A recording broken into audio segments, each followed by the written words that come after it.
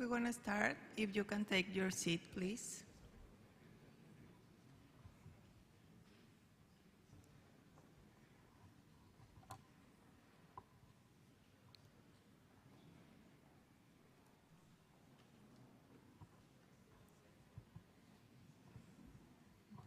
Your Excellency, Mr. Smith Agustin, President Consular of the Republic of Haiti. Mr. Patrick Pellissier, Minister of Public Security and Justice of Haiti. Mr. Jean-Michel Moïse, Minister of Defense of Haiti. His Excellency Luis Almagro, Secretary General of the Organization of American States. Mrs. Barbara Feinstein, Deputy Assistant Secretary, Bureau of Western Hemisphere Affairs, U.S. Department of State. Distinguished permanent representatives and alternate representative of the OEAs, member states. Distinguished permanent observers to the OEAs. Distinguished panelists and invited guests. Ladies and gentlemen, good morning and welcome to the Symposium, Finding Urgent Solution for the Haiti Security Crisis, organized by the Permanent Mission of Haiti to the Organization of American States and the Secretariat for Multidimensional Security of the OEA's General Secretariat. It is an honor to invite His Excellency, Mr. Smith Agustin, President Consular of Haiti, to deliver his opening remarks.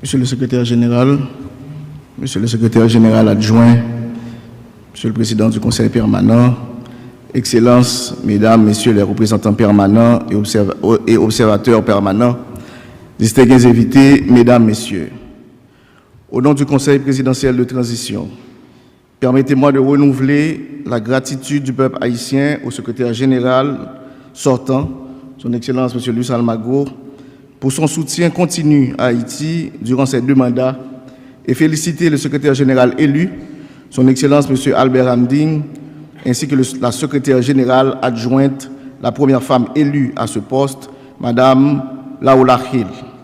Je tiens à rassurer aux 2 illustres élus de la bonne collaboration de la République d'Haïti tout au long de leur mandat, qui sera marqué, j'en suis certain, du renforcement des liens de l'OEA avec Haïti.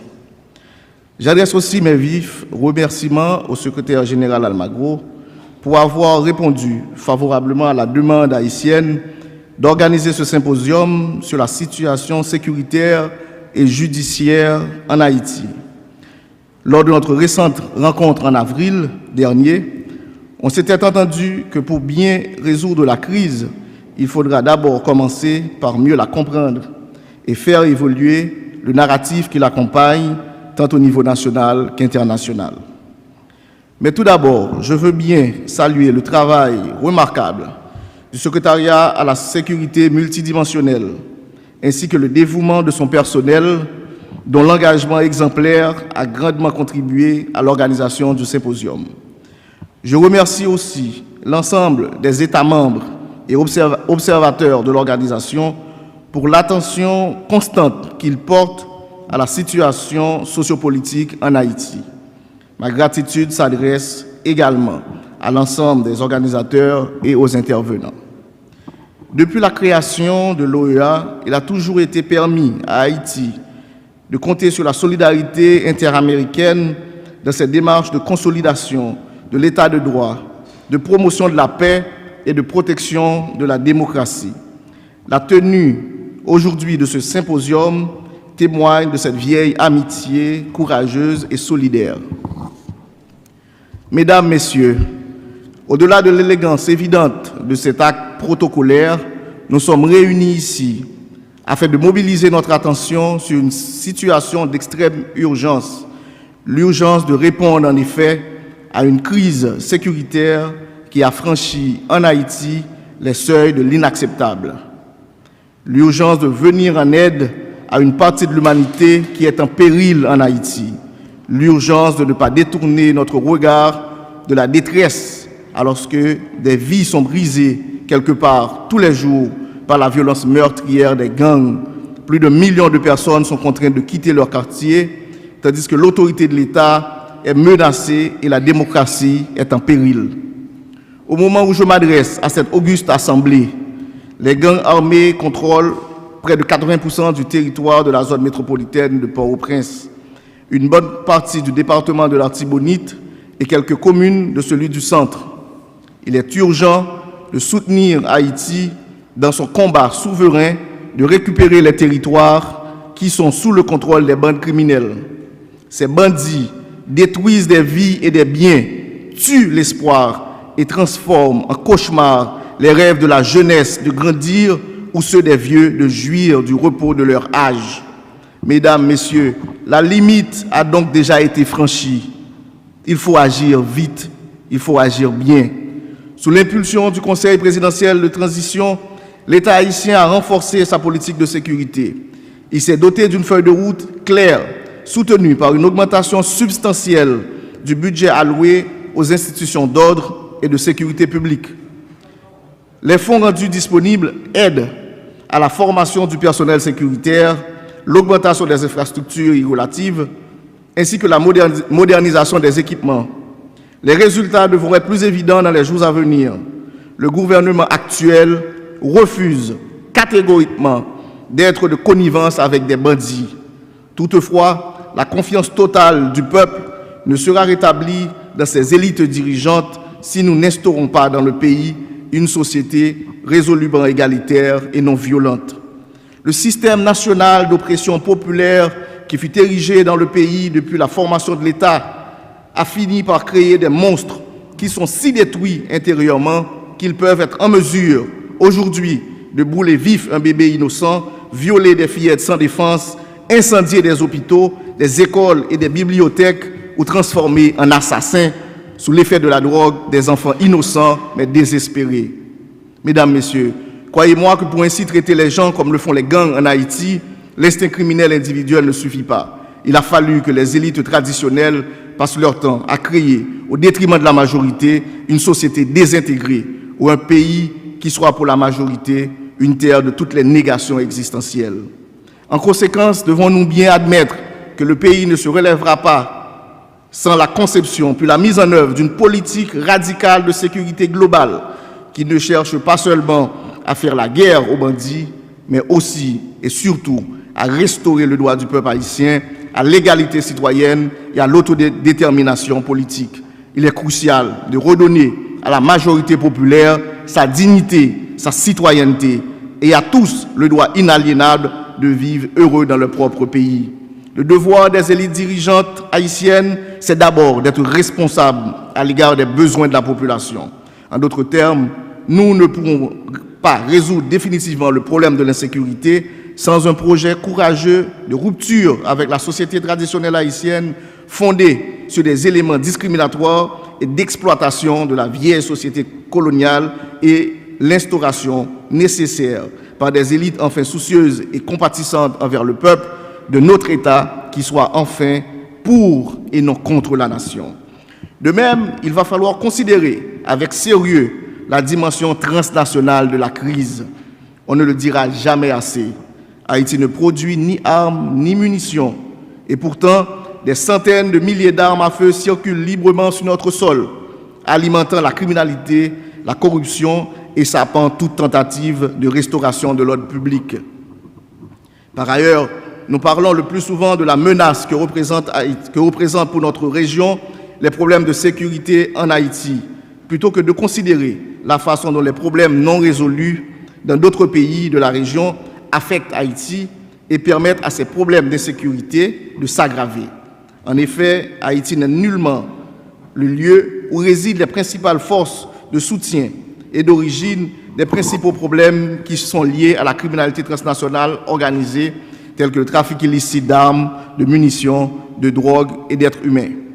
En évoquant ici la dimension transnationale de la crise sécuritaire en Haïti, nous voulons aussi contribuer à déconstruire le préjugé qui veut faire d'Haïti un problème pour la région.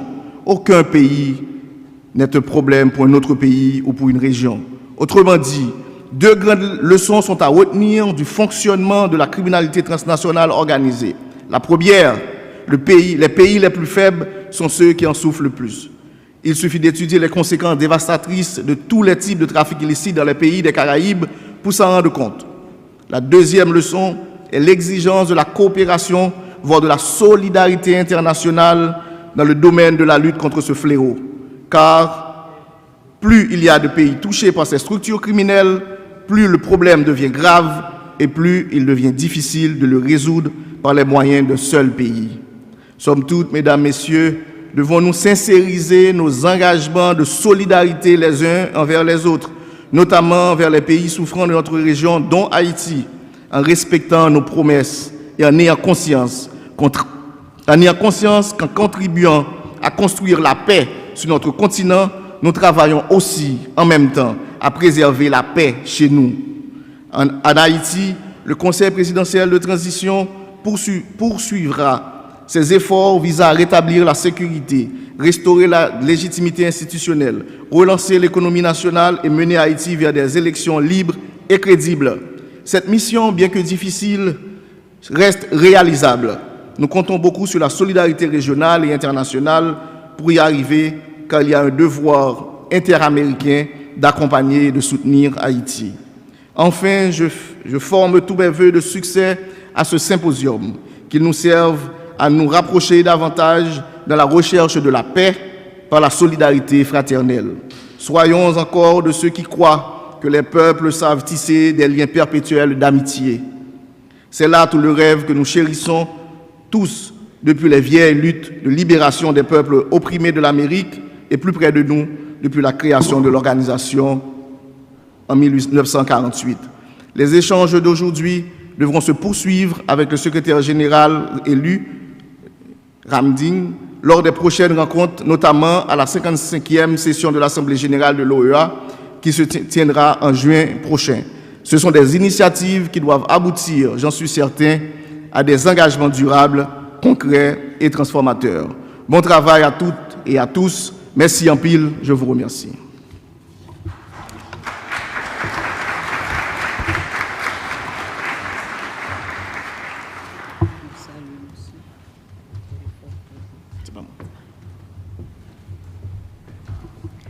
Thank you, Excellency. It is my honor now to invite His Excellency Luis Almagro, Secretary General of the Organization of American States, to deliver his opening remarks. Thank you. It is an honor to welcome you to the Hall of the Americas for this important symposium, which brings us together with a shared purpose to find concrete, coordinated solutions to the security crisis that continue to severely affect the people of Haiti. I would like to extend special welcome to the Haitian authorities joining us today, in particular His Excellency Smith Augustin, President of the Transitional Presidential Council, Mr. Patrick Pellissier, Minister of Public Security and Justice of Haiti, and Mr. Jean-Michel Moïse, Minister of Defense of Haiti, and thank them for their presence and their commitment to restoring institutional governance in Haiti. The Organization of American States has stood and will continue to stand by the Haitian people since independence. Haiti has held a unique place in the history and identity of this hemisphere. And since the foundation of the OES, we have recognized this role and walked alongside Haiti in its democratic and institutional journey. Today, however, we face a challenge that surpasses the usual difficulties: the expansion of gang violence, the breakdown of public institutions in critical areas, the non-renewal of the democratic institutions, the worsening of humanitarian emergency, the limitation of judicial authority, and the massive displacement of citizens together. This form an unprecedented multidimensional crisis. This is not just a matter of security, it is a challenge that strikes at the very core of the region and very core of the democratic life in Haiti.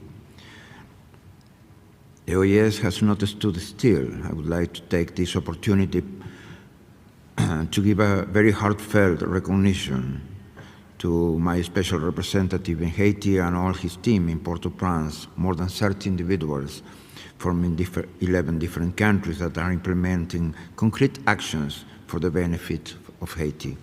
Their commitment in rehabilitating 30 police stations, providing more than 5,000 items to the Haitian National Police, not lethal protective equipment, the continuing training of the community police, the setting up of specialized tactical unit training center in the north of the country, and strengthening Haiti anti-narcotics and financial investigation capacities of the judicial police are to be commended and praised. We will work always with the national authorities via our national office and through the Secretariat for Multidimensional Security on new initiatives supporting the mission and establishing a forward operating basis on the digitalization of the judicial police to help prosecute criminals and continue training the special forces and concrete actions that the OES will carry on the months and years ahead. Definitely the structure of there is a need for a new structure of the mission. There is a need for a new functioning of the mission. The way that the mission has been structured definitely shows that the complete understanding of the problem has not been there, and the solution, it's not enough for the solution that the country needs. The OES is also advancing towards the adoption of new mechanisms to protect an integrated strategy that supports national institutions, aligns with the mandates of the international community, and offers a coordinated response to the deepening crisis. This program, which will be later presented in the panel, reflects our commitment to stability, sovereignty, and long-term resilience in Haiti. We fully recognize that no solution will be sustainable without clear Haitian leadership, legitimate and democratic institution, and consistent international engagement. But we have to understand that this is a regional problem facing criminal gangs, organized crime, drug trafficking, arms trafficking. Those are regional problems that affect especially Haiti because of its institutional conditions. But it's the work of everybody, and we need the support of everybody in the region in order to get out of this hook of insecurity in the country. We fully recognize that no solution will be sustainable without clear Haitian leadership. So this is very, very important for the future of the mission. We must be clear, the challenges facing Haiti will not be resolved through symbolic gestures. They demand effective cooperation. They demand new additional financial resources, new additional human resources, new additional material resources. They need a strategic investment and a shared vision rooted in democratic values and human rights. The OES is ready to continue playing its role. And we need everybody here in this room to be effective in our role. Definitely to show everybody here in this room that Haiti is not alone, that we will be there with Haitian people that need where they need us to be. That has been and remains our conviction. I wish you a productive and impactful discussion, but I wish you that we can open ways to action, for real action from here. Thank you very much.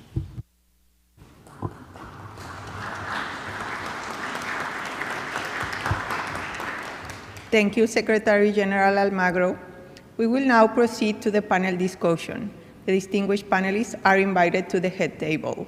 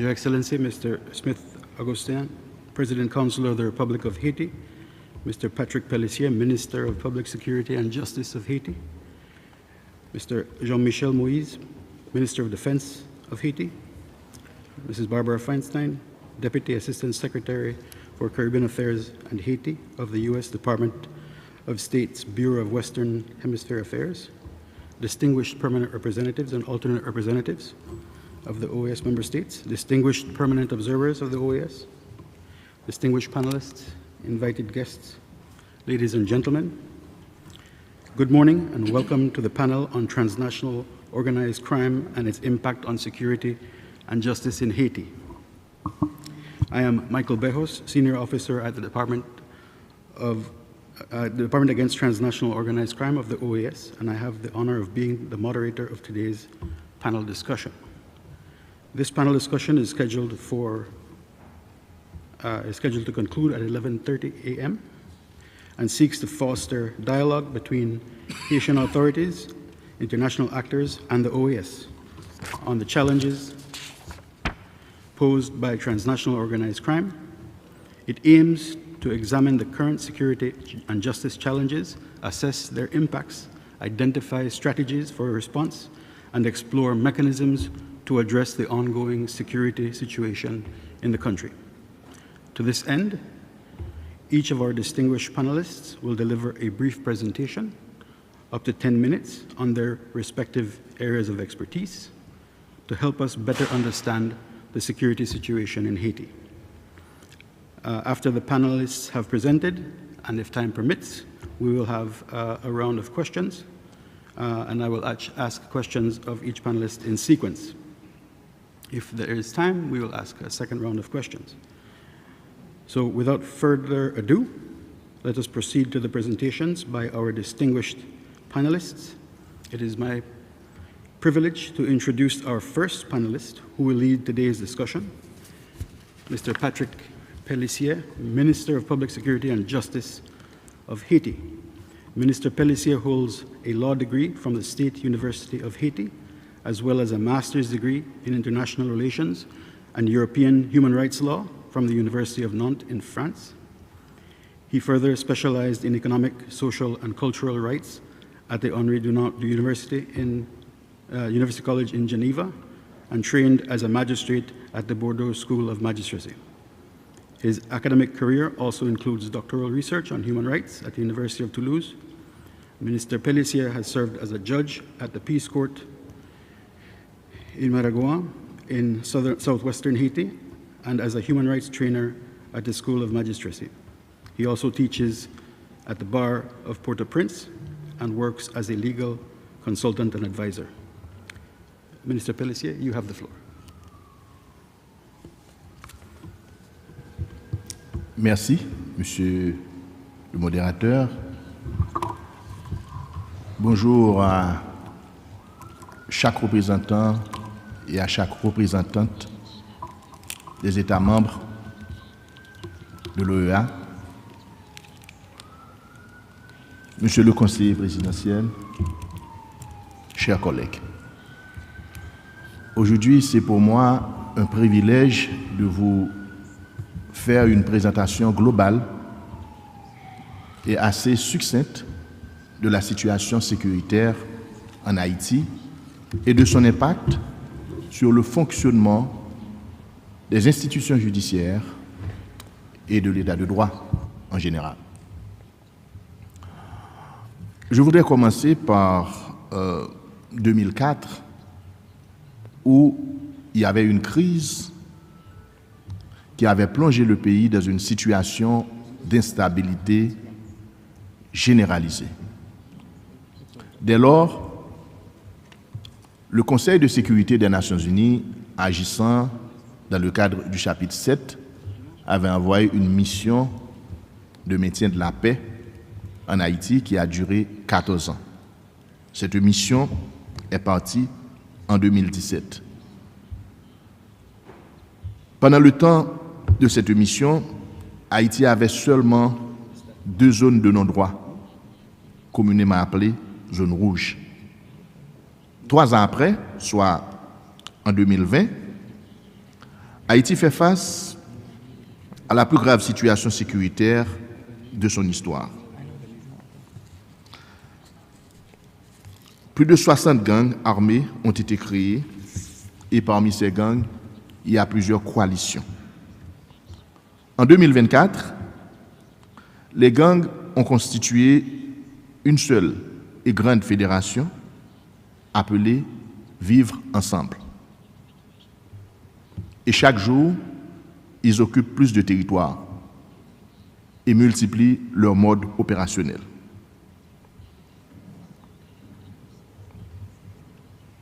Ils fonctionnent, ils sont présents notamment dans le département du Centre, dans le département de l'Artibonite, dans le département de l'Ouest, où ils occupent plus de 80% du territoire de la zone métropolitaine.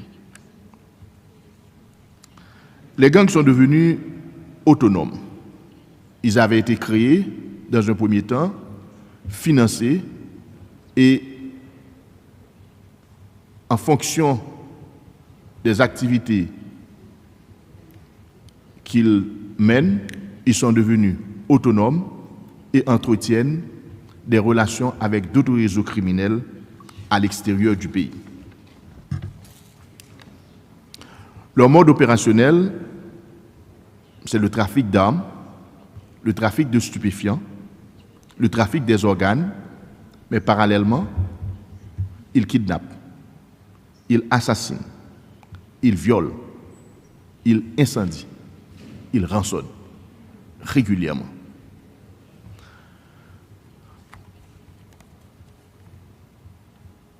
Les statistiques de la criminalité en Haïti depuis le 1er janvier 2025 témoignent 947 personnes tuées parmi la population, ce qui est digne d'un bilan de guerre. Il y a 231 personnes blessées, 18 policiers ont été tués et 8 membres des forces armées d'Haïti. On s'approche vers 1 million de déplacés internes et 75% des infrastructures policières et judiciaires, c'est-à-dire 50 commissariats, sous-commissariats, antennes de police, ont été soit détruits, soit passés dans des territoires qui sont contrôlés par des bandits. Toutes les prisons de la zone métropolitaine ont été également détruites par les gangs armés.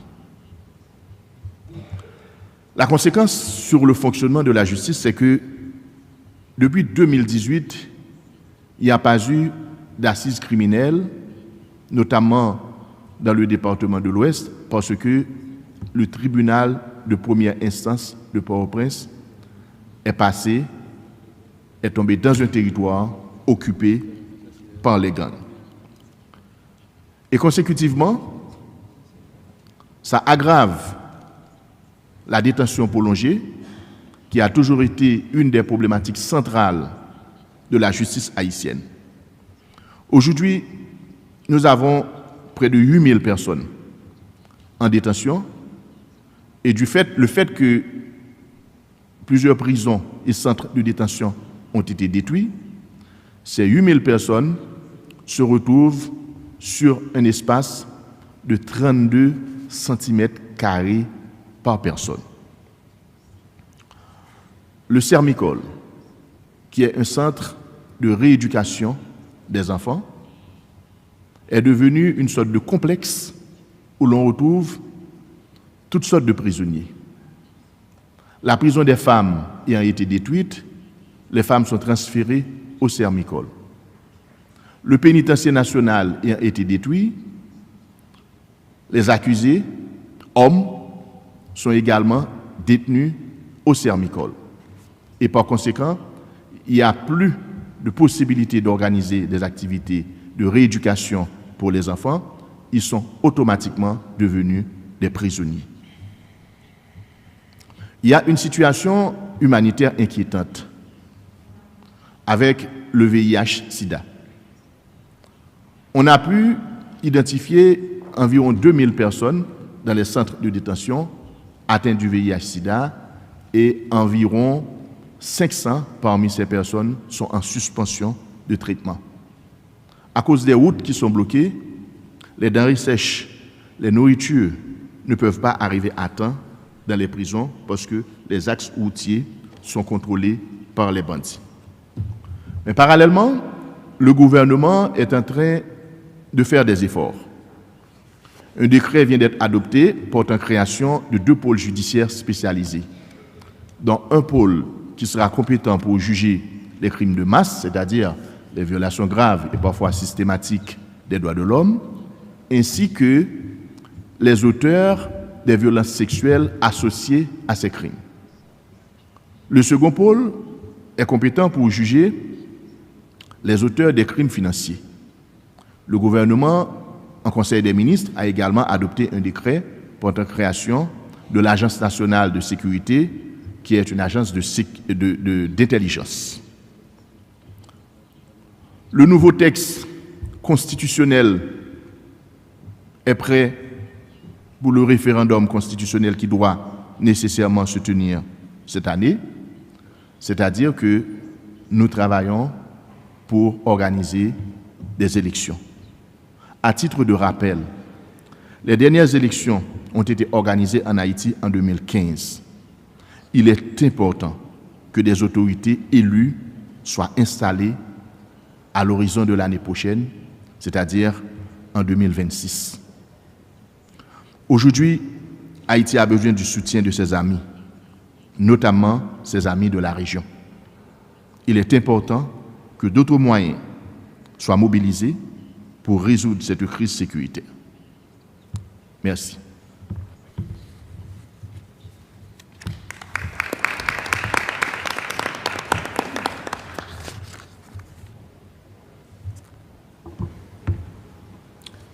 Thank you, Minister, for that very informative presentation. I am now pleased to offer the floor to our second panelist, Mr. Jean-Michel Moïse, Minister of Defense of Haiti. Minister Moïse is a former deputy in Haiti's 50th legislature, representing the Bombardopolis Baydéen constituency in the Northwest Department. During his time as deputy, he served as spokesperson for the Parliamentary Alliance for Haiti, the majority bloc in the Chamber of Deputies. Following his tenure in Parliament from 2016 to 2020, Mr. Moïse became a founding member of the Résistance Démocratique platform. He is also the owner of Moïse Service de Forage, a company specializing in drilling artesian wells. Minister Moïse, you have the floor, sir. Thank you very much. Excellency Smith Augustin, conseiller président de la République d'Haïti, Monsieur le secrétaire général de l'OEA, Loris Almagro, Monsieur le ministre de la Justice et de la Sécurité publique d'Haïti, Patrick Pellissier, Excellence, Madame l'ambassadrice de la mission permanente d'Haïti à l'OEA, Myrta Desulmé, Excellences, Mesdames, Messieurs, les ambassadeurs des États membres et observateurs de l'OEA, Mesdames et Messieurs. Thank you very much for hosting this significant event and welcoming us to this important and historic place. We are here to speak frankly and directly about a matter of urgent and grave concern to all of us. The acute security crisis in Haiti, our country, that has lasted too long. It is with a deep sense of sadness, urgency, and gravity that I'm speaking before you today to outline the alarming security situation currently prevailing in Haiti, a sad reality that no one in the international community should ignore. For several years now, Haiti has been facing an unprecedented threat, a threat that goes beyond the simple framework of organized crimes. It is an existential threat to all Haitians and to all of those who live in Haiti, carried out by heavily armed, well-organized, well-financed criminal gangs supported by local and foreign actors. We seek to undermine the authority of the state, fragment our territory, and spread terror among our fellow citizens. Indeed, armed gangs control vast territories in the country, creating a climate of terror within our communities, paralyzing our public and private institutions, engaging in violent kidnappings, rape, extrajudicial killings, and other grave criminal acts. We systematically endanger the lives of our fellow citizens and along with the political and economic stability of the country. This security situation is not solely the result of local dynamics. It is fueled by international networks of arms, ammunition, and drug traffickers who infiltrate our territory, particularly through land border with the Dominican Republic and through our vulnerable southern coastlines. Malicious individuals from outside the country, as inside of the country as well, are taking advantage of the chaotic situation and using Haitian gangs as the arm wing to control territories, to terrorize the population, and move the illicit goods. The involvement of transnational actors has made the crisis not only a matter of internal security and national sovereignty issue, but also a matter of regional and international security threat to all. In other words, this crisis is not just a Haitian one. Haiti's instability threatens the entire region because arms and drug trafficking know no borders. Like the firearms, the drugs are not originated from Haiti, nor are they consumed by Haitians locally. They just transit through Haiti. One of the consequences of the security crisis is a migration one that affects the Caribbean, South America, and of course, North America. To sum up, Haiti is on the brink of being fully controlled by criminal gangs, and we cannot allow that to happen. We desperately need the help of the international community to restore public order, safety, and to promote stable political environment immediately, because that has gone for so long and too long. It is well established that the weapons used by Haitian gangs come from abroad. We don't produce weapons in Haiti, more specifically from the following countries: the United States. Semi-automatic and automatic weapons are smuggled into the country through containers and through the Dominican Republic. With the Dominican Republic, we have a porous border. Corruption and smuggling facilitate the illegal entry of weapons and ammunition to kill our people. Colombia, by their own admission and by the admission of the Colombian government, Colombia is the major source of cocaine transiting through Haiti. Drug trafficking finances gang activities, human trafficking. Criminal networks use Haiti as a transit point or recruitment ground for vulnerable victims, for human and organ trafficking. This criminal economy fuels a local war machine with direct regional implications and consequences. The Haitian armed forces, despite their embryonic state, their limited resources, and low number of service members, are standing strong. They are strengthening, reorganizing, and confronting this climate of violence every day with determination and a sense of ultimate sacrifice. We have launched several concrete initiatives in the fight against banditry. Our soldiers protect, at the peril of their lives, critical government facilities such as the central bank, the international airport, customs, port, and telecommunication infrastructure. Despite our limited financial resources, we have invested in armored vehicles, set up new operational bases, and strengthened our response capabilities. We are planning the construction of new military bases in strategic areas to better cover the national territory. Our soldiers have been sent to France, to Mexico, to receive high-level training in intelligence, urban combat, and humanitarian relief. And I want to thank Taiwan that has been very instrumental in weapon acquisition. They have supplied us with much needed weapons and ammo, of course with the help of the United States as well.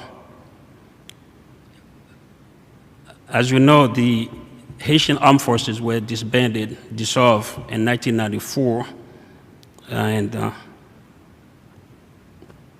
it has been challenging to reestablish the armed forces, and because of the vacuum created by the absence of the armed forces, and we are where we are today.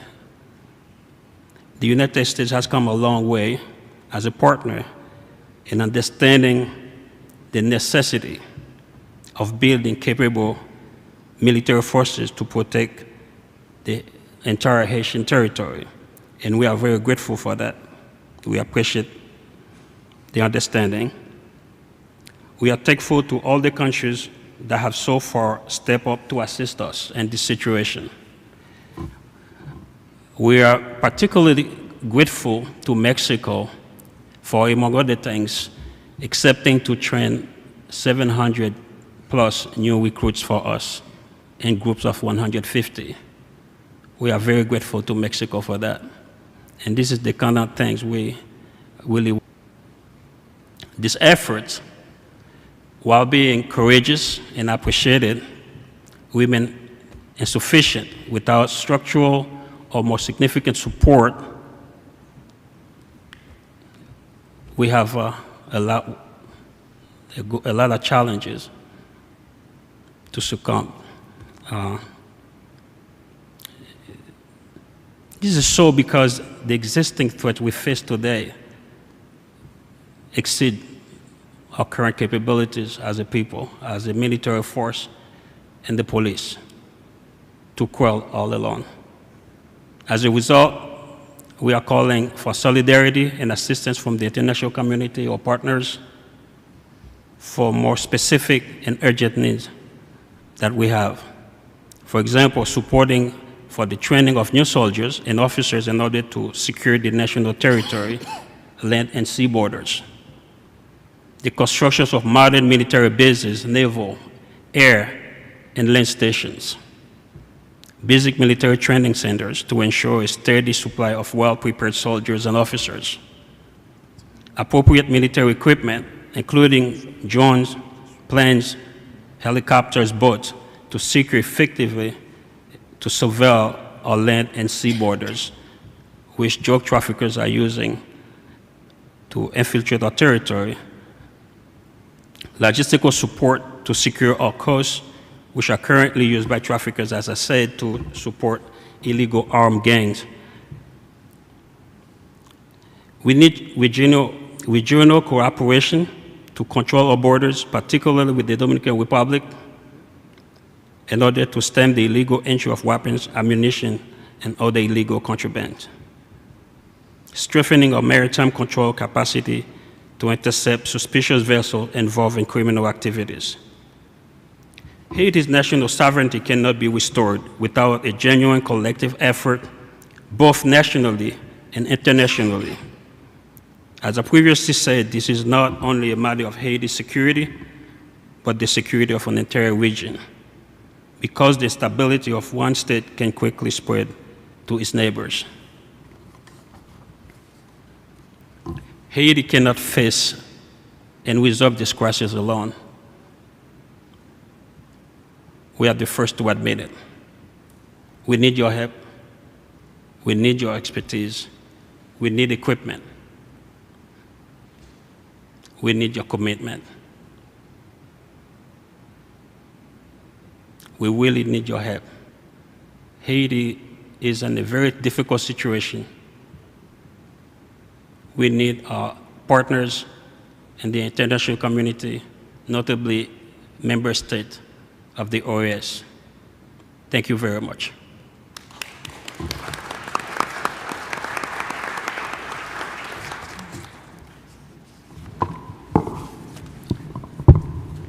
Thank you, Minister Moise, for that excellent presentation. I am now pleased to introduce our next distinguished panelist. Mrs. Barbara Feinstein is a career member of the Senior Executive Service and currently serves as Deputy Assistant Secretary for Caribbean Affairs and Haiti at the Bureau of Western Hemisphere Affairs of the U.S. Department of State. Prior to her current role, she held various senior leadership positions at the U.S. Agency for International Development, USAID, including Deputy Assistant Administrator for Caribbean Affairs, Haiti, Cuba, Mexico, and Central America. Mrs. Feinstein has worked with both the U.S. Departments of State and Defense. She has also served on the professional staff of the House Appropriations Subcommittee on State and Foreign Operations and the House International Relations Committee of the U.S. Congress. She holds a master's degree in international relations and public affairs from Princeton University and a Bachelor of Arts in Latin American Studies, Spanish and Portuguese from the University of California, Berkeley. Deputy Assistant Secretary Feinstein, it is a pleasure to have you here with us today. You have the floor. Thank you very much. Bonjour, buenos dias, bon dia, good morning. It is an honor to join you all today to discuss ways in which we can work together to help address Haiti's urgent security crisis. I want to begin today by expressing my deep appreciation to Secretary General Luis Almagro for his leadership and unwavering commitment to hemispheric security and democratic governance.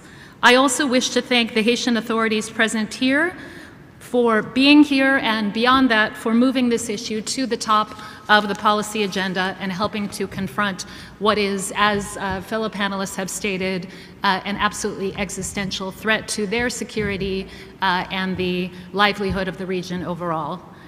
The symposium comes at a critical time, bringing OEA member states together in advance of next month's General Assembly to discuss how we can work collectively to improve the security environment in Haiti. As Secretary Rubio has said, the United States believes the OAS has a critical role to play on Haiti, and much more can and should be done to advance this critical priority for our hemisphere. Indeed, there is an immediate opportunity for our region to bolster its support to bring security and stability to the people of Haiti, and that is through the UN-authorized multinational security support mission, which the OAS has endorsed. In fact, the MSS Mission Support Office is housed in the OAS F Street building, and so there are built-in opportunities for greater collaboration between the MSS mission and the OAS. While we recognize that more must be done to combat the vicious gangs on the ground, the United States strongly supports the MSS mission and commends Kenya for its leadership of this initiative, as well as Jamaica, Guatemala, El Salvador, the Bahamas, and Belize for their personnel deployments. We also want to recognize Canada, the second largest financial contributor to this mission, not only for its material contributions, but also for its intellectual leadership and partnership on this initiative. Finally, we also recognize the Dominican Republic for their support and international advocacy to ensure that this issue remains at the top of the policy agenda. And finally, let me also recognize Germany, the Republic of Korea, France, Spain, Italy, Turkey, and Singapore, all supportive partners or OAS observer states, for their contributions to the UN Trust Fund in support of the MSS. The security crisis in Haiti is the largest in our hemisphere, and the region must do much more to urgently support the MSS mission.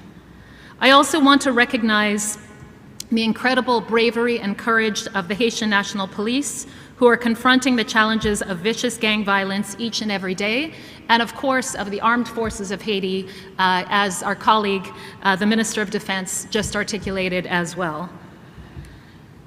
Haiti, its people, and its security affect all of us.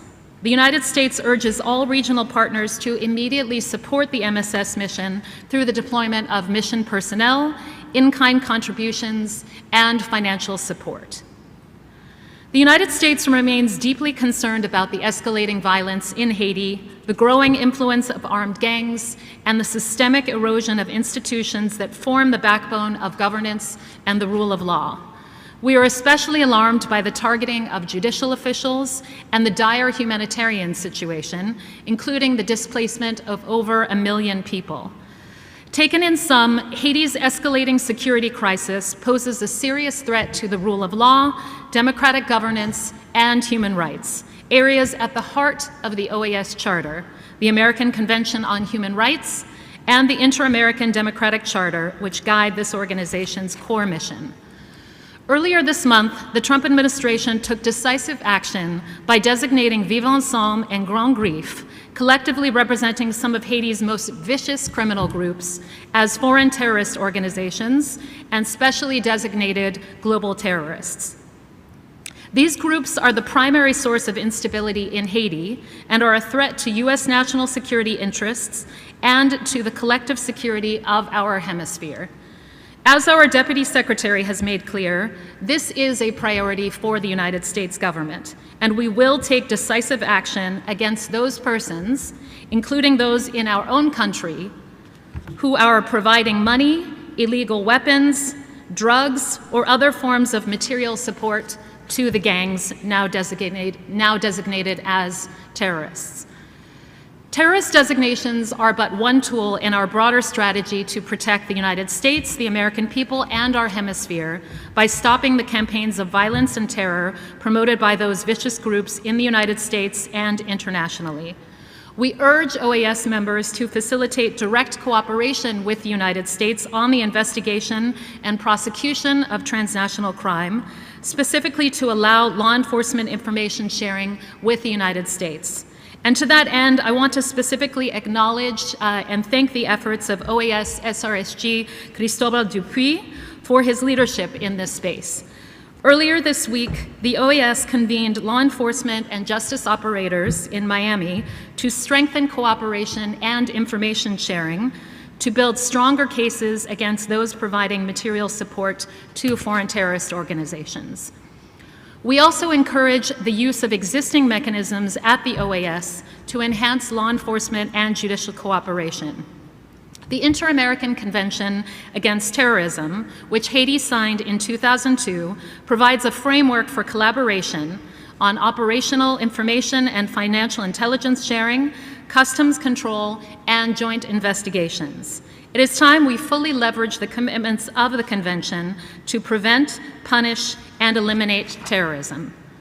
Finally, as we discuss the issue in Haiti, we cannot be blind to an issue that has been raised by, I believe, every panelist at this table, and that is the issue of corruption. Corruption erodes trust and the effectiveness of any security or governance strategy, including efforts to restore democratic order through free and fair elections. The United States condemns the actions of those who commit abuses of office, including illicit public enrichment, work with terrorist organizations, and those who participate in arms and ammunition trafficking. This permissiveness only continues to fuel gang violence and complicates the resolution of this dangerous situation. Haiti ratified the Inter-American Convention Against Corruption in 2002, signaling its commitment to regional standards for promoting transparency, accountability, and integrity in public administration.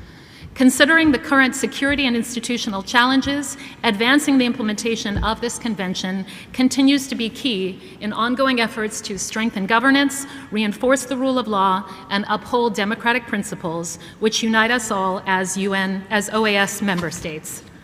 The U.S. government continues to work closely with with CARICOM, BNU, the Haitian government, the MSS mission, the Organization of American States, and the international community to drive progress forward. To that end, we encourage international stakeholders and donors to come to the table and contribute their fair share of mission personnel, in-kind contributions, and financial support. While we remain determined to assist the Haitian people achieve the peace, security, and prosperity that they deserve, the United States cannot continue shouldering such a significant financial burden. We stand in full support of Haitian-led and Haitian-owned solutions to the crisis, and the United States believes in the resilience of the Haitian people, and we respect their sovereignty. The OAS was founded on the principle that peace and justice must be preserved through solidarity. And the OAS is uniquely positioned not only as a forum for diplomacy, but as a vehicle for coordinated, concrete action. We must fully leverage the OAS's political will, legal tools, technical expertise, and cooperative mechanisms to confront the very real threat posed by transnational criminal actors and restore stability in Haiti. I thank you again for the opportunity to speak and look forward to our further discussion.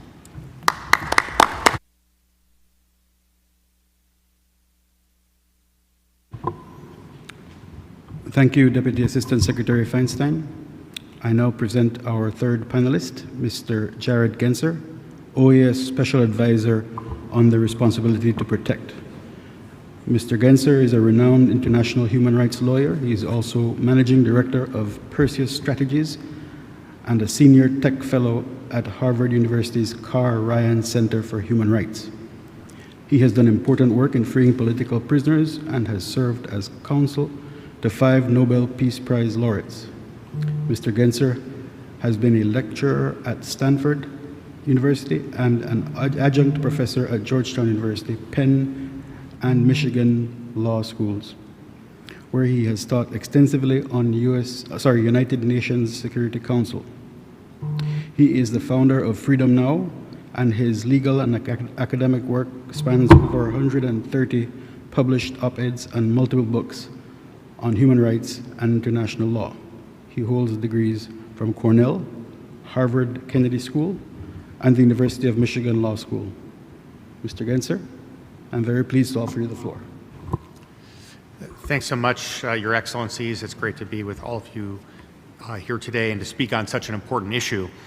By way of some background, I was appointed by Secretary General Almagro in 2020 to serve as his pro bono special advisor on the responsibility to protect, to assist the OAS in improving its efforts to prevent and respond to atrocity crimes, including genocide, crimes against humanity, and war crimes, among others. And it's in this context that I would like to speak about Haiti today, and begin by emphasizing that I stand in solidarity with the government of Haiti and its people, asking the world to act urgently to not only ameliorate the suffering of the Haitian people, but to work with the government to enable it to restore control of its own territory, end the violence and the corruption, rebuild institutions, redeploy public services, and ultimately obtain justice and accountability for victims of the horrific crimes that have been committed. Indeed, in light of these enormous concerns, I'm working on a detailed report on the situation that I expect to publish in the next month or two at most, and my remarks here today will provide you a preview of this work.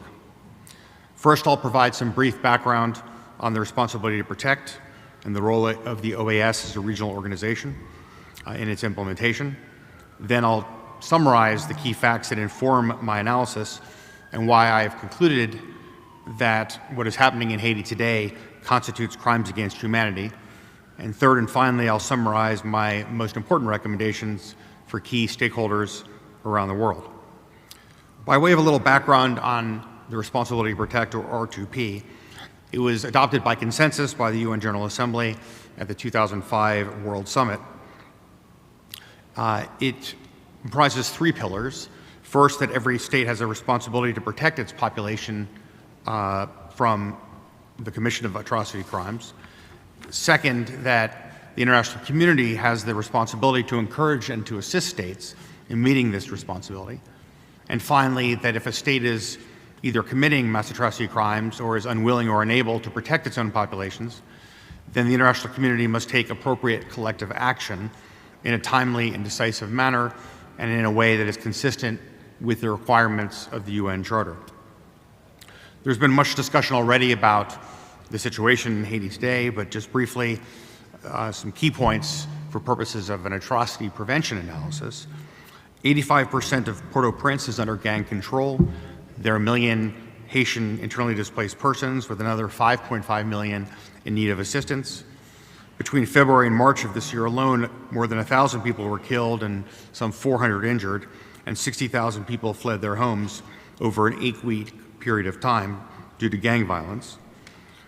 The gang violence has been present in recent years, but has reached a peak in the last few because of the gangs that joined forces under the Vivo Ensemble,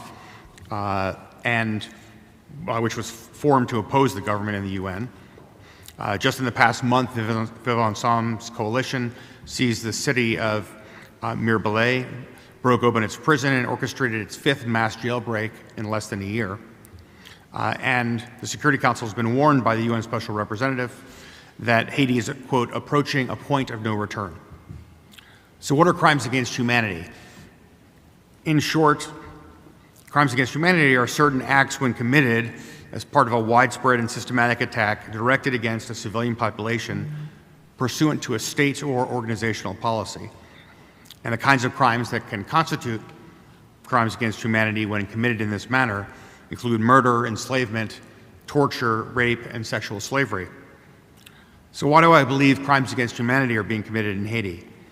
In short, the spiraling gang violence constitutes crimes against humanity, first because of the widespread nature of the violence. It isn't confined to a handful of incidents, but has affected large swaths of the population across Haiti's major urban and rural areas. Annual homicide rates have doubled since 2022, and there have been at least 5,600 civilian deaths in 2024 alone, and other serious abuses like torture, sexual violence, forced child recruitment, and prolonged displacement.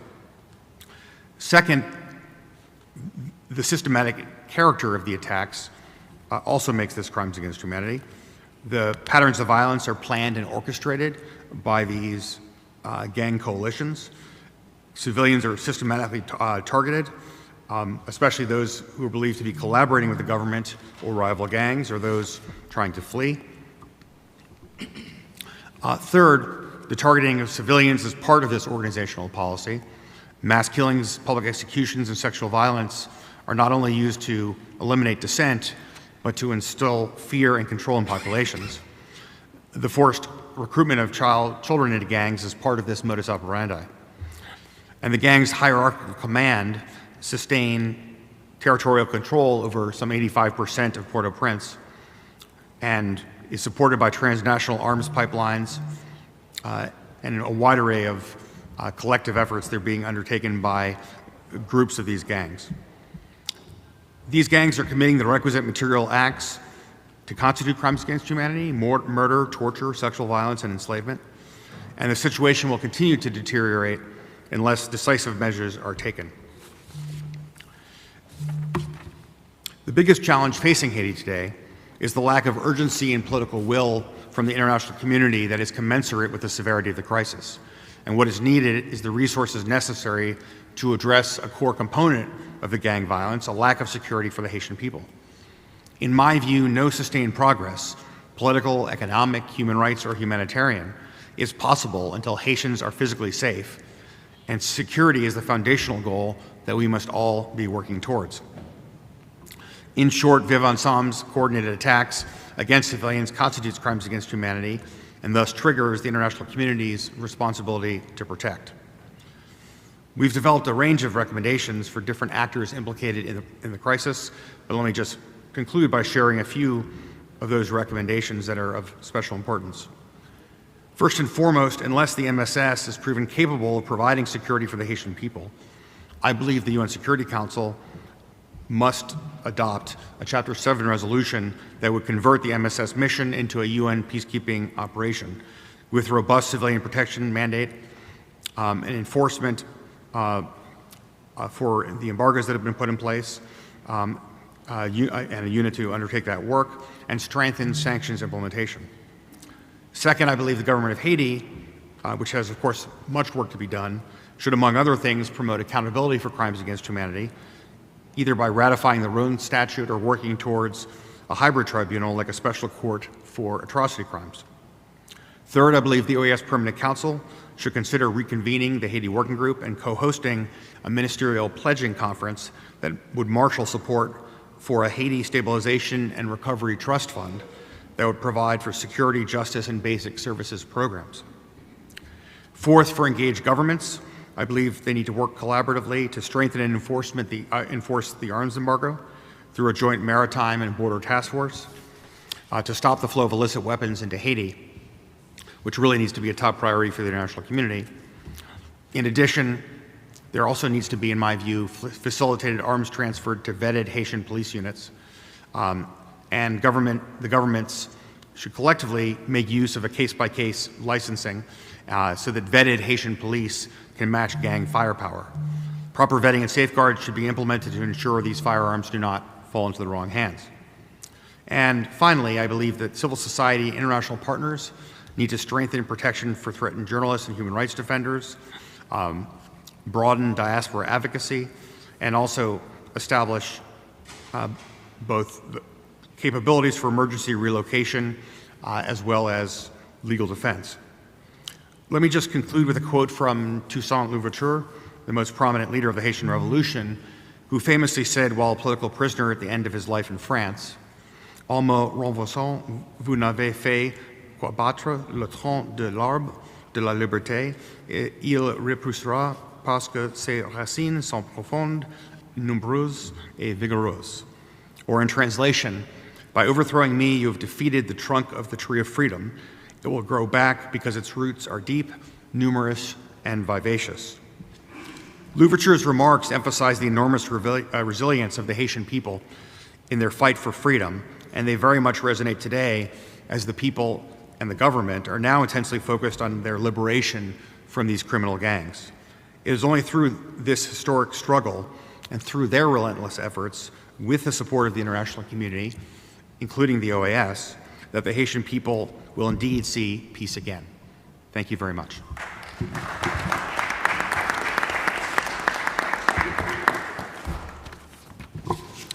Thank you, Mr. Genser, for that very interesting and insightful presentation.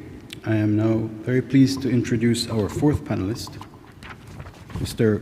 Gaston Schulmeister, Director of the Department Against Transnational Organized Crime of the OAS.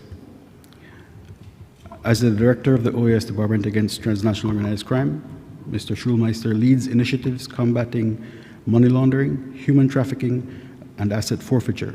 He holds a bachelor's degree in political science from the University of Buenos Aires and a master's degree in international studies from the University of Torquato di Tella.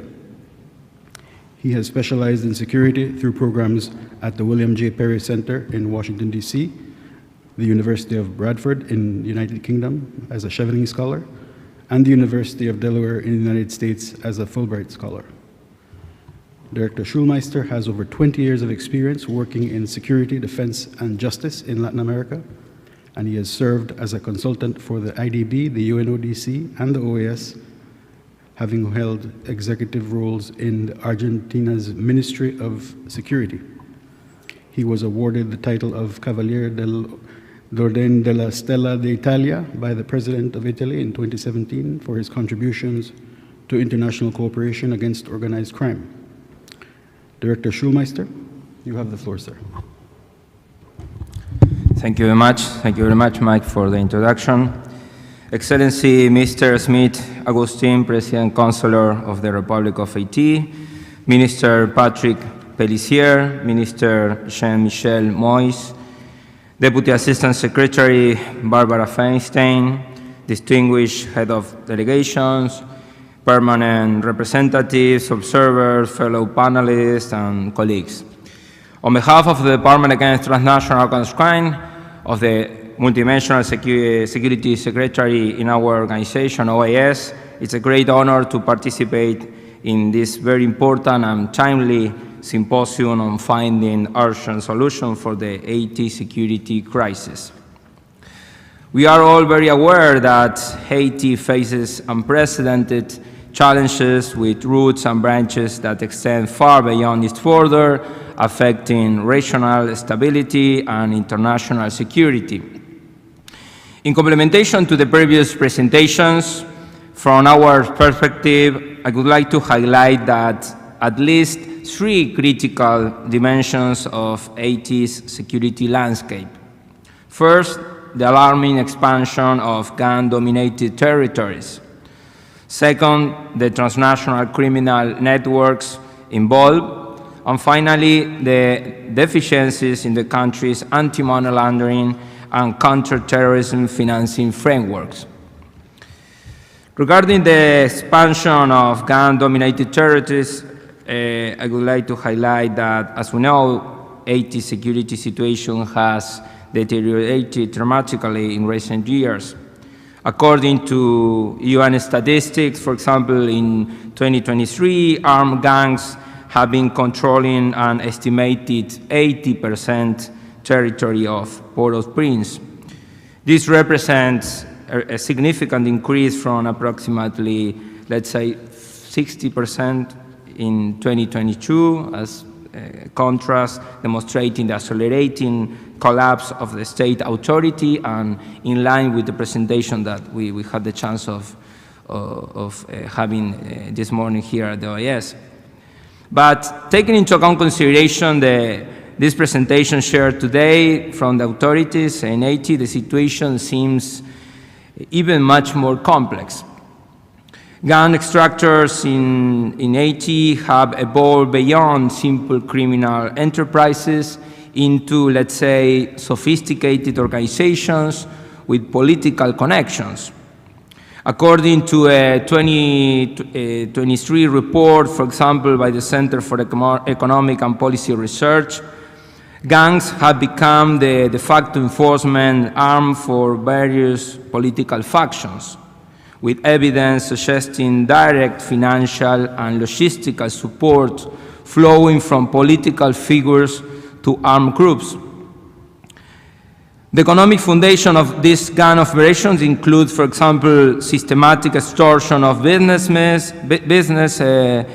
in Haiti, with an estimated, for example, 30% of business paying protection fees, or control of critical infrastructure, including ports and transit routes, or kidnapping as a revenue stream, with ransom demanding, averaging, for example, $200,000 for foreign nationals, or $20,000 for Haitian citizens.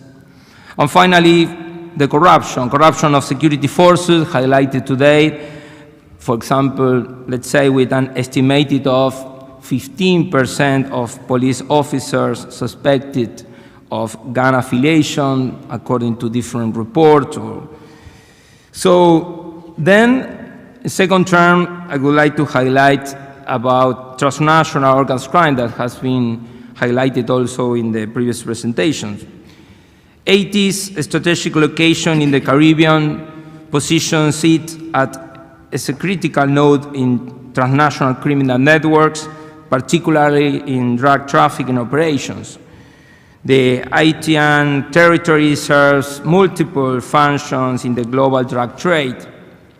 Haiti has increasingly become as a preferred transit route for cocaine, moving from South America to North America and Europe.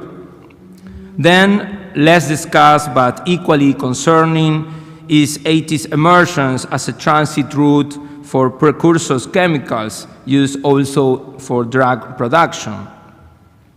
Haiti has also become both a source and a transit country for human trafficking victims, as has been highlighted also this morning.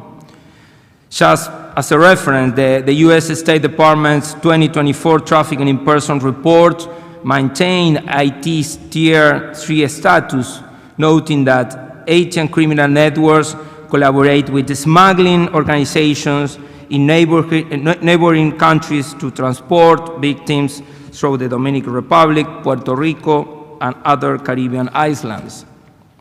Key statistics also include, for example, that approximately 2,180 victims of human trafficking that were identified in the wider Caribbean region in 2023. Or child trafficking increased by 27% between 2022 and 2023. In addition, an estimated 85% of human trafficking cases connected to broader criminal networks also involve drug trafficking. The third dimension on which I would like to highlight today is the dimension of Haiti security crisis that involves severe deficiencies in the anti-money laundering and counter-terrorism financing frameworks. In 2022, the Caribbean Financial Action Task Force Mutual Evaluation rated Haiti non-compliant or partially compliant with 35 of the famous 40 recommendations of the Financial Action Task Force, leading to the country's placement on the gray list of jurisdictions under increased monitoring. Key deficiencies identified include, for example, inadequate legal framework for prosecuting financial crimes, insufficient resources allocated for the Central Financial Intelligence Unit, limited capacity to investigate complex financial operations, weak supervisory mechanism for designated non-financial business and professions, among others. According to the Caribbean Financial Action Task Force report, Haiti's Financial Intelligence Unit processed only 37 suspicious transaction reports in 2022, resulting in just 4 investigations and 0 prosecutions. This represents a huge challenge and huge severe implementation gap. In addition, Haiti's predominantly cash-based economy presents unique challenges with an estimated 85% of economic activity occurring in the informal sector. This creates a perfect environment for money laundering. In sum, Haiti's security crisis represents a complex institutional challenge that requires a multidimensional approach. These include comprehensive reform of the security sector, such as professionalization and anti-corruption measures, enhanced regional cooperation to combat transnational criminal networks operating in Haiti, and the strengthening of the anti-money laundering and counter-terrorism financing frameworks by improving the Financial Intelligence Unit operational independence, developing effective asset freezing mechanisms, implementing risk-based supervision across all financial sectors, and enhancing transparency in beneficial ownership.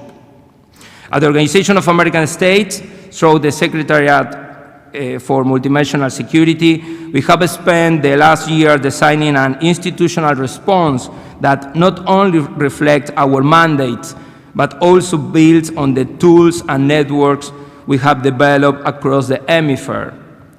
We call this Response Secure Haiti, our flagship program to support Haiti's national efforts in restoring security, reinforcing justice, and building institutional resilience.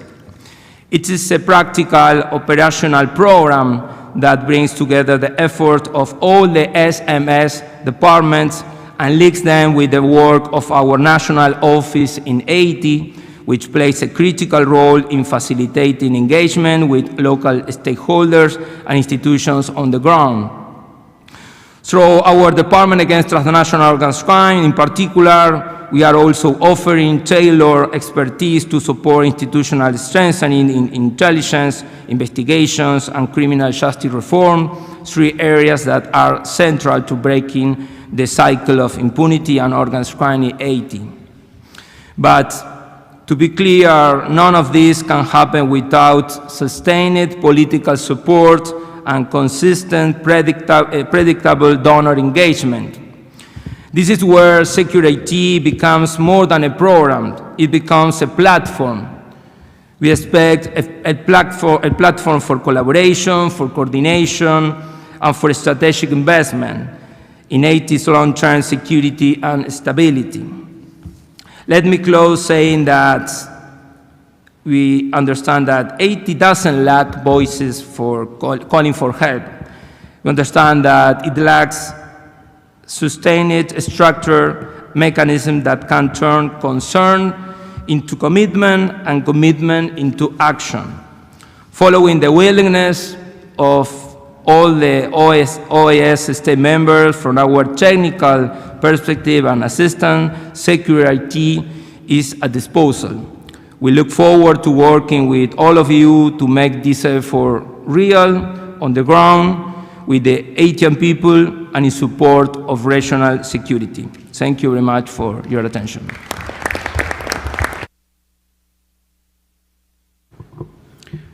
Thank you, Director Schulmeister, for that presentation. Having completed the presentation portion of our panel, we will now proceed to the first round of questions, starting with Minister Pellissier. Minister, would you kindly share with us your perspective on how transnational organized crime has impacted the Haitian justice system, particularly regarding the independence and integrity of judicial institutions?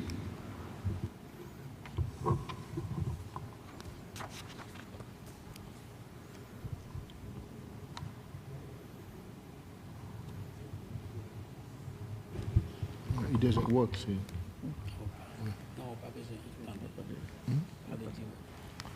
Can you say again, sir, please? No. If you could kindly share with us your perspective on how transnational organized crime has impacted the Haitian justice system, particularly regarding the independence and integrity of judicial institutions. Encore une fois, et merci, monsieur le modérateur, et merci, monsieur le secrétaire général, et les représentants et les représentantes des États membres pour cette initiative. En fait, il y a un des panélistes qui vient de mentionner une liste de conventions internationales, notamment il y a depuis 1990 un effort essentiel menant vers la ratification d'un ensemble d'instruments internationaux, et parmi ces instruments, il faut mentionner la Convention interaméricaine contre la criminalité et transnationale organisée, qui comprend 3 principaux instruments. Haïti s'est attelé à mettre en œuvre, à se conformer justement aux recommandations de ces instruments en tant qu'État membre.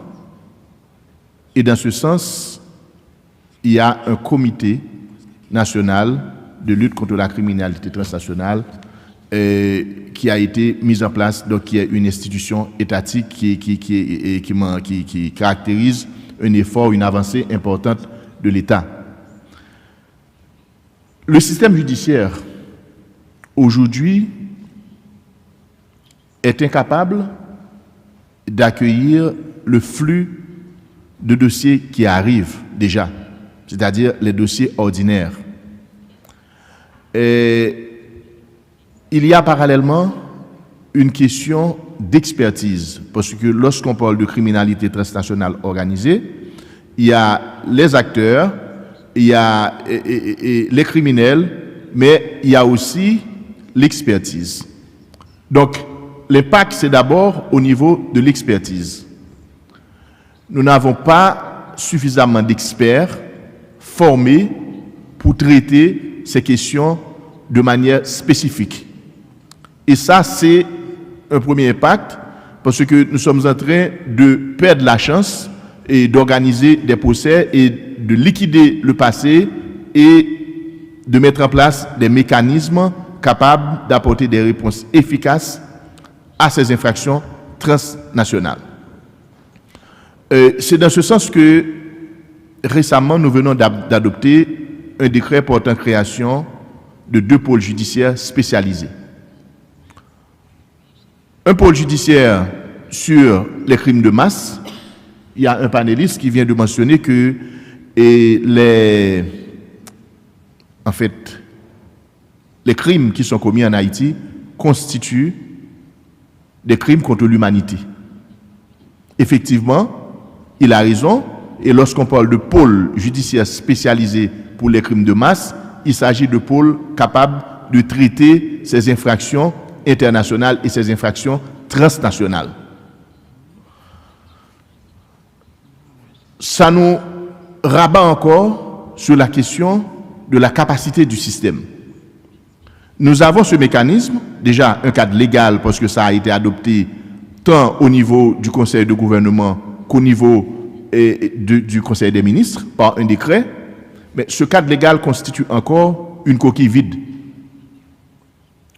Parce que ces infractions internationales commises par des acteurs, aujourd'hui qui sont décrits comme des terroristes, ont besoin de mécanismes de réponse, et pas seulement des mécanismes de réponse, mais de personnel judiciaire qualifié. Et c'est là encore que Haïti a besoin du soutien de ses partenaires en termes de formation du personnel judiciaire et du nouveau personnel judiciaire qui va s'occuper de ces pôles spécialisés. Et il y a de nombreux pays qui ont déjà répondu à l'appel. Il y a des organisations internationales qui travaillent en Haïti qui ont déjà répondu à l'appel. Mais la mise en œuvre est encore un objectif, je dirais, à moyen terme, parce qu'on n'a pas encore mis en place les tribunaux, les juridictions. Parallèlement, il y a la question sécuritaire qui nous empêche d'avancer au rythme que nous voulions avancer. Donc, et c'est ça toute la problématique centrale, non seulement la problématique sécuritaire et qui empêche le fonctionnement régulier des structures judiciaires, la mise en place d'un cadre légal qui n'est pas encore opérationnel parce que nous n'avons pas encore l'expertise. Et c'est ça fondamentalement et l'impact de ces crimes sur le système judiciaire.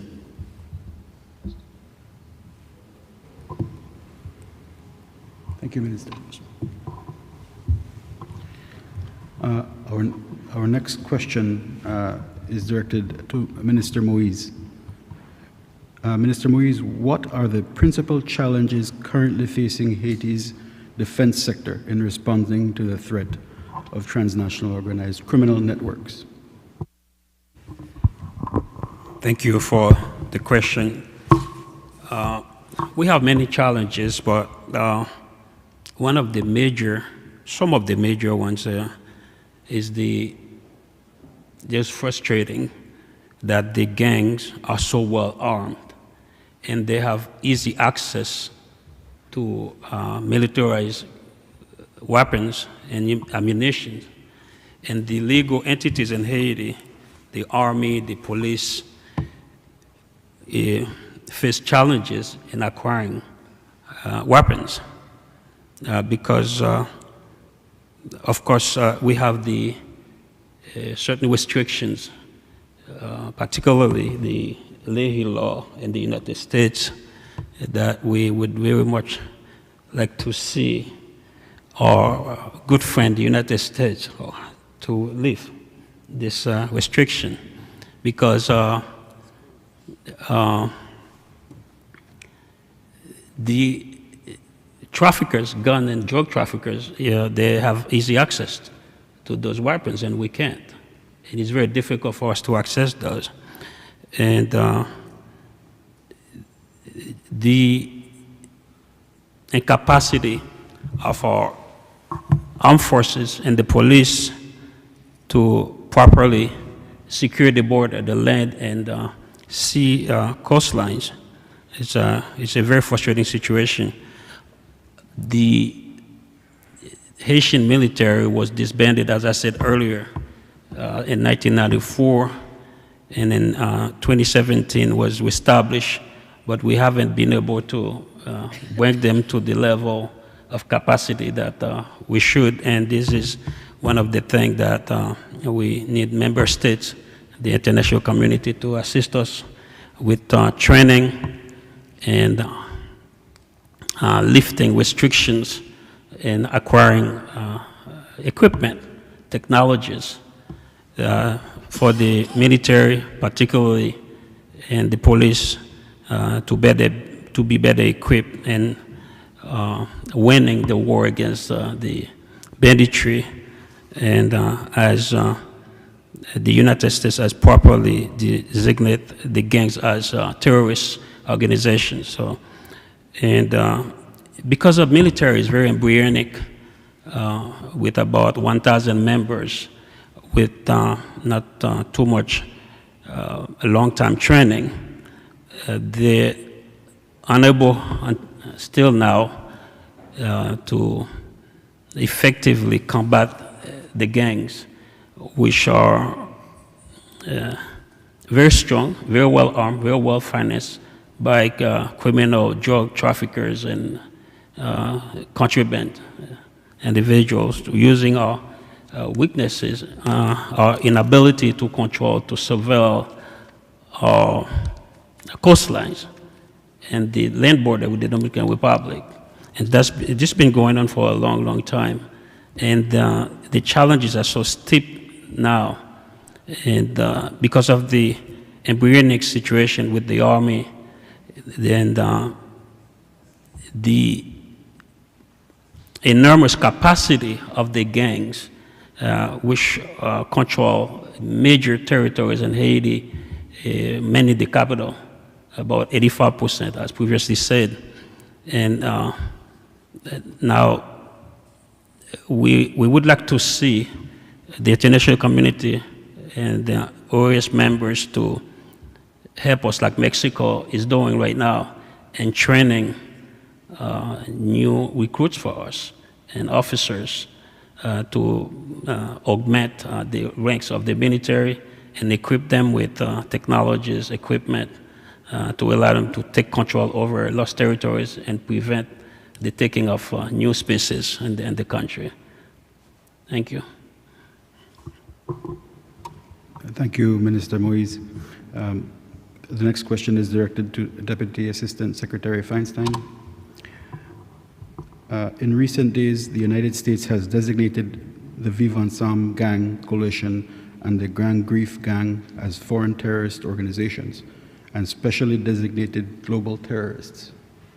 Given these developments, how does the recent designation of Haiti's main gangs as terrorist entities help to shape U.S. foreign policy towards that country?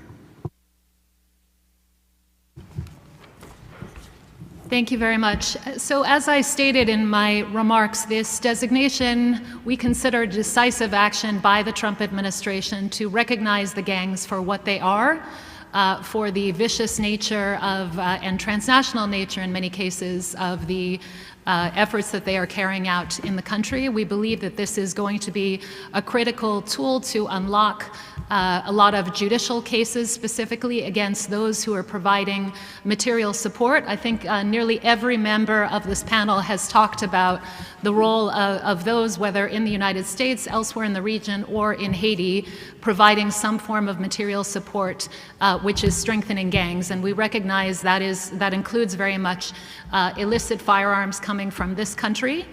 So we intend to use these new authorities within our country to decisively take action against those that are providing material support, and we believe that that is a critical part. It alone will be insufficient, let me be clear.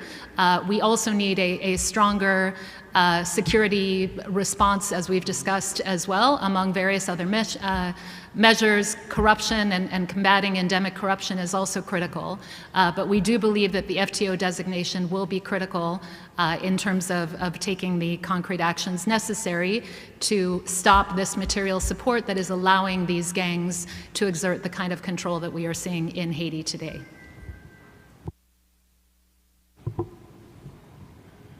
Thank you, Deputy Assistant Secretary Feinstein.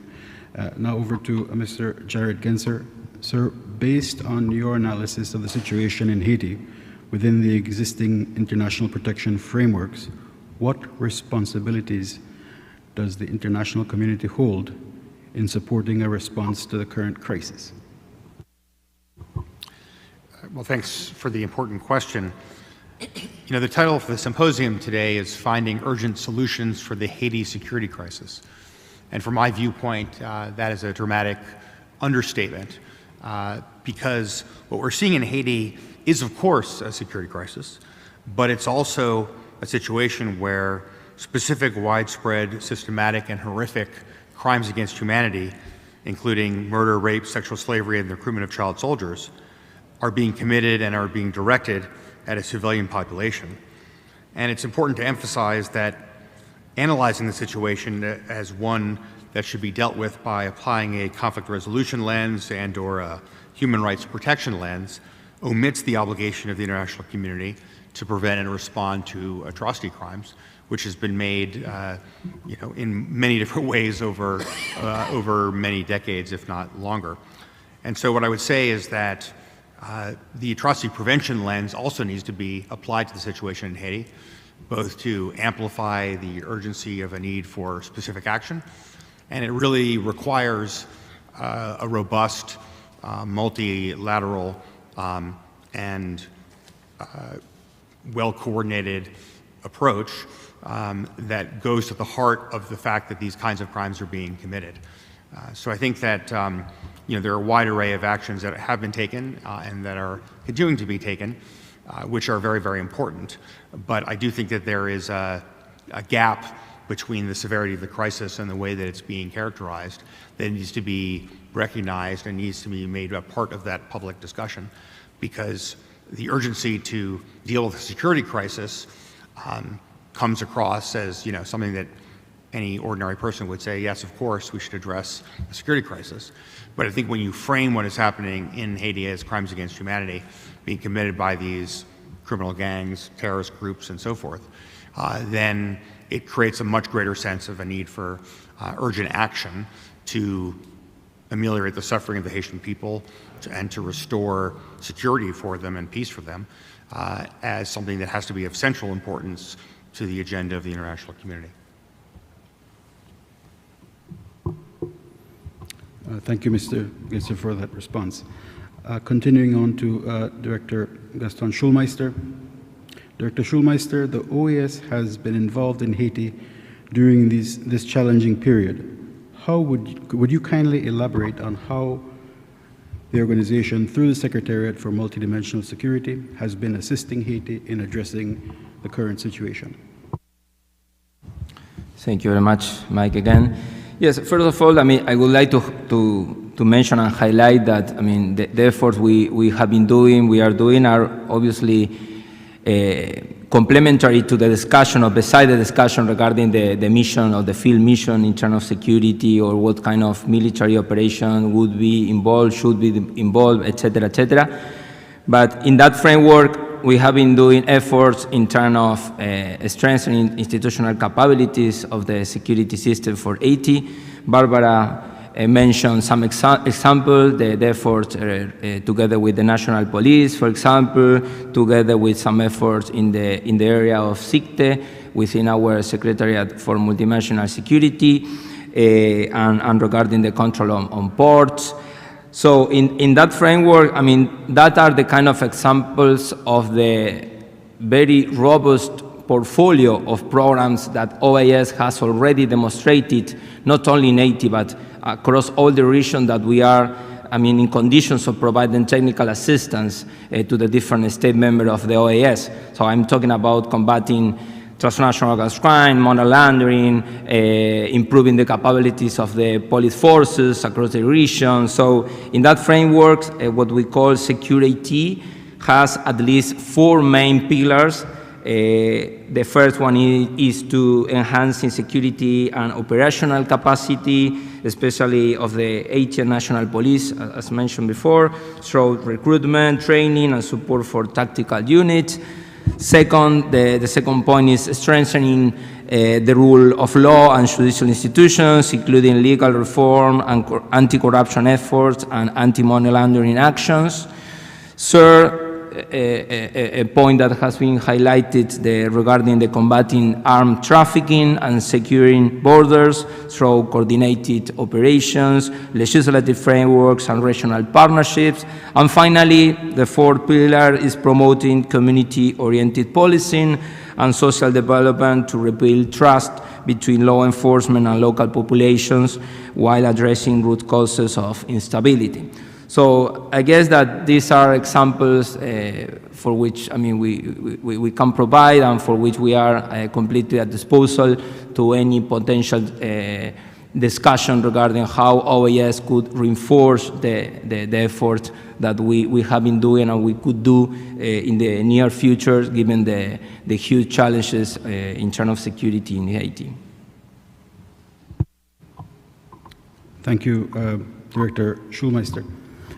We will now proceed to a second round of questions, starting once more with Minister Pellissier.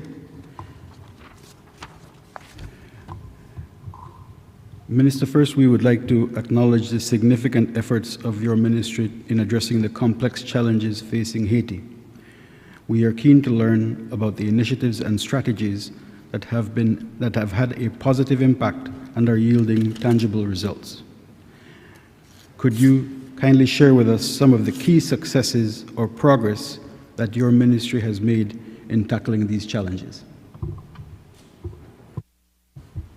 Merci. Le ministère de la Justice et de la Sécurité publique a mis en place un plan d'action depuis novembre 2024 qui est basé sur 3 axes.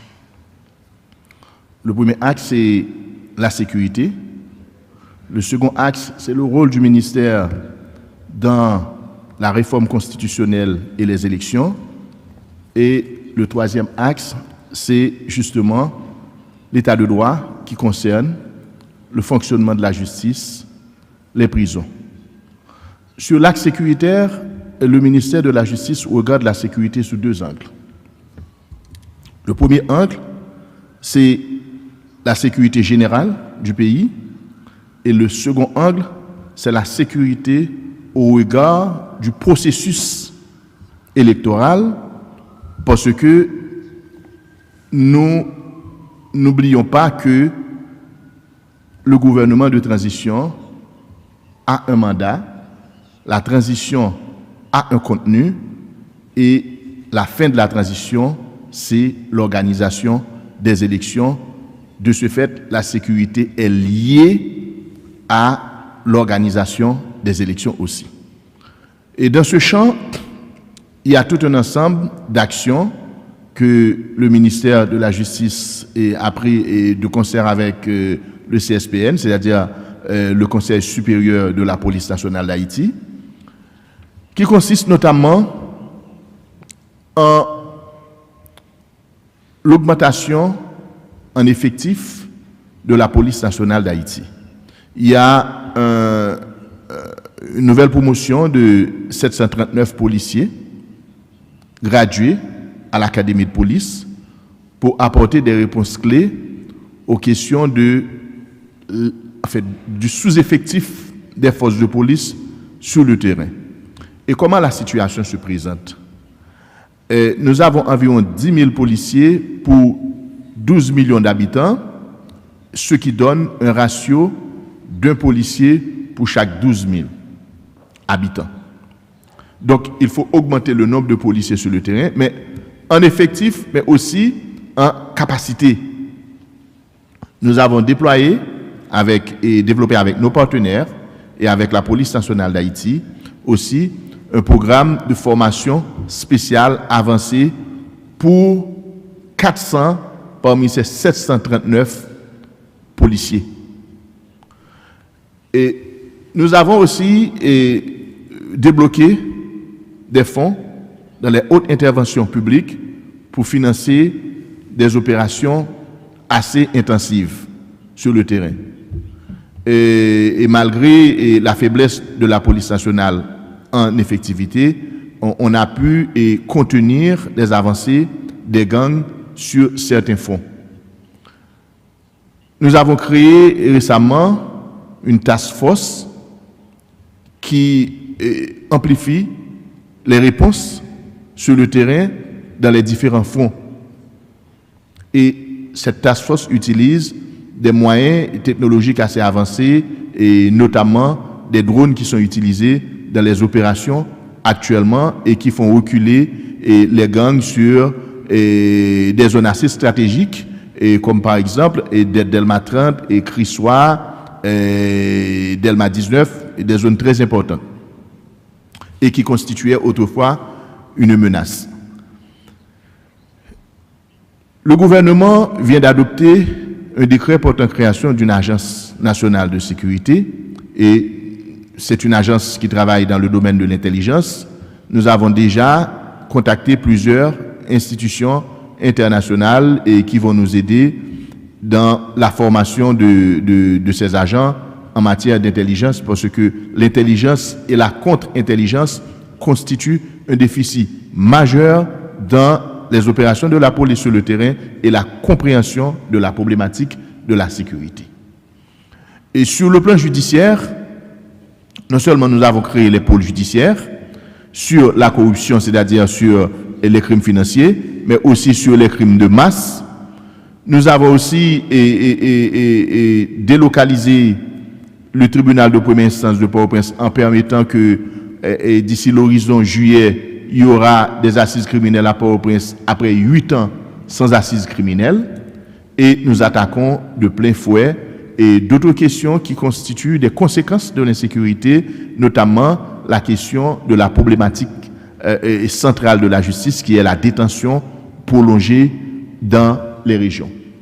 Donc, essentiellement, ce sont les actions, les principales actions, les grands axes d'action du ministère de la Justice et pour la sécurité, mais on regarde tout ça dans l'objectif de la tenue des prochaines élections parce que ces efforts sont déployés justement pour créer un climat, et je ne dirais pas totalement sécuritaire, mais un climat assez apaisé pour la tenue des élections.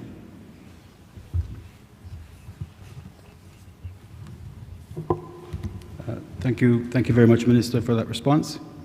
I direct a second question to Minister Moise. Minister, would you kindly share with us some of the key initiatives or achievements that the ministry that of your ministry that have been particularly impactful in addressing the challenges facing the defense sector? Thank you very much again for this question.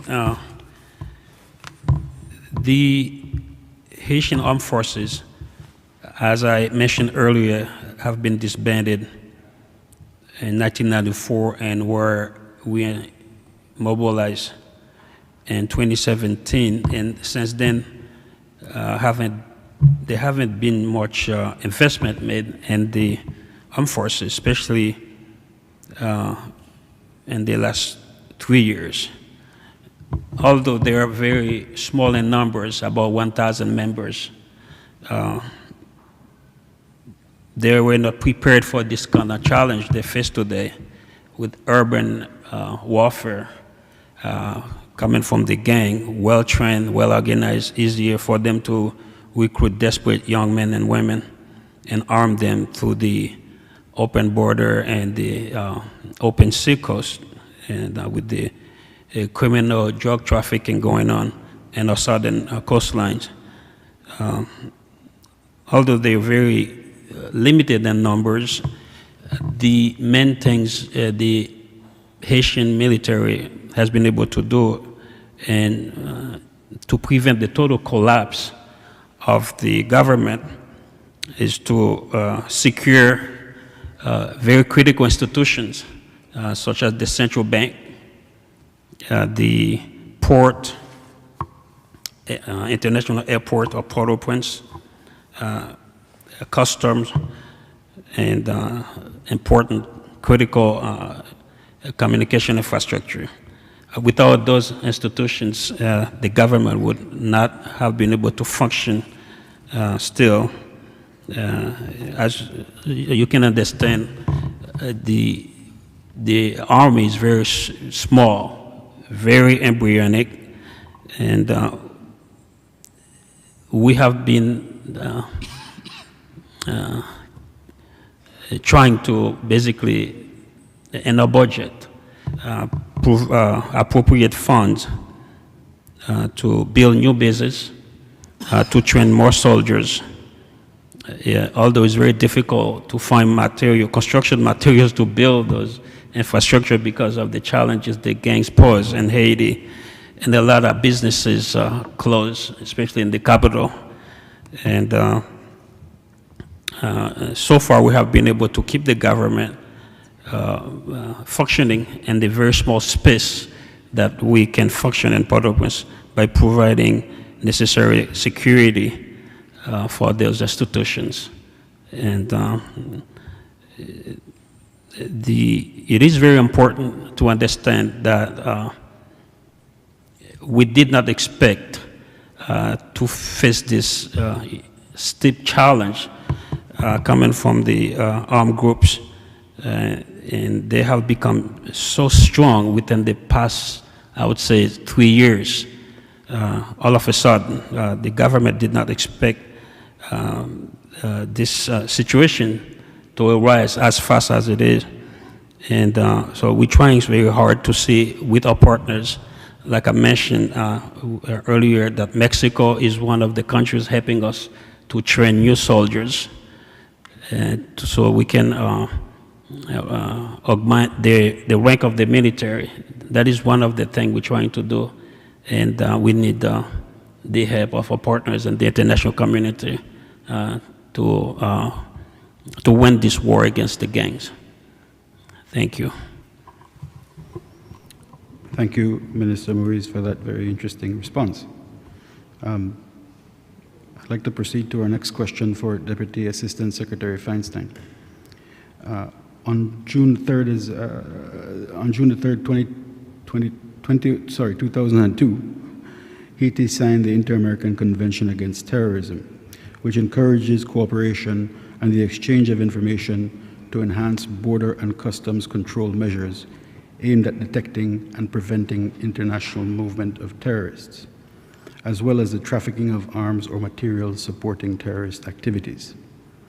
In this regard, what opportunities exist for enhanced regional collaboration to tackle cross-border criminal activities affecting Haiti? Thank you very much for that question. It is clear, as all of the panelists here have articulated, that the porous borders, both on the land side as well as on the maritime side, contribute greatly to the crisis in Haiti. And the United States recognizes the role that we play, as I have emphasized, in terms of our efforts and intent to do even more to address the scourge of illegal firearms trafficking. As noted, I do think the FTO designation also will be a critical tool in that space. But there is clearly much more that we as a region can do to address this issue, including utilizing some of the capacities of the OAS and of individual member states. So as noted earlier, we call on others resident in this room and throughout the hemisphere to be working together more concretely to address these issues of illegal firearms trafficking and other illicit contraband getting into and out of Haiti, so that we can have a more secure hemisphere overall. Thank you very much, Deputy Assistant Secretary Feinstein. With that, we have exhausted the time allotted for this panel discussion. I would like to take this opportunity to express our deepest appreciation to all our distinguished panelists for their valuable insights. Today's dialogue underscores the importance of a unified and strategic regional response and the need to remain committed to supporting Haiti through collaboration, solidarity, and innovation. We will now proceed to take a 15-minute break, after which member states, observers, and our panelists are invited to return to this room for the interactive dialogue. Thank you.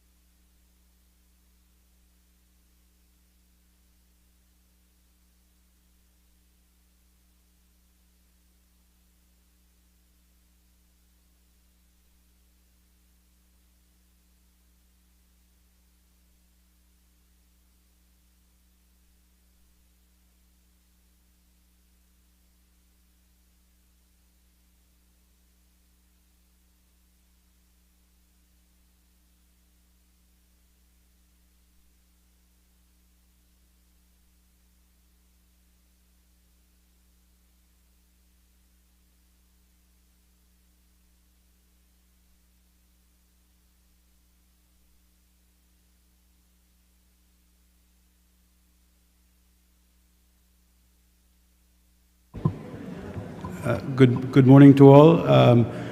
We'd like to invite everybody back to the Hall of the Americas to continue our interactive dialogue this afternoon. We invite everybody to please come back to the Hall of the Americas. Thank you.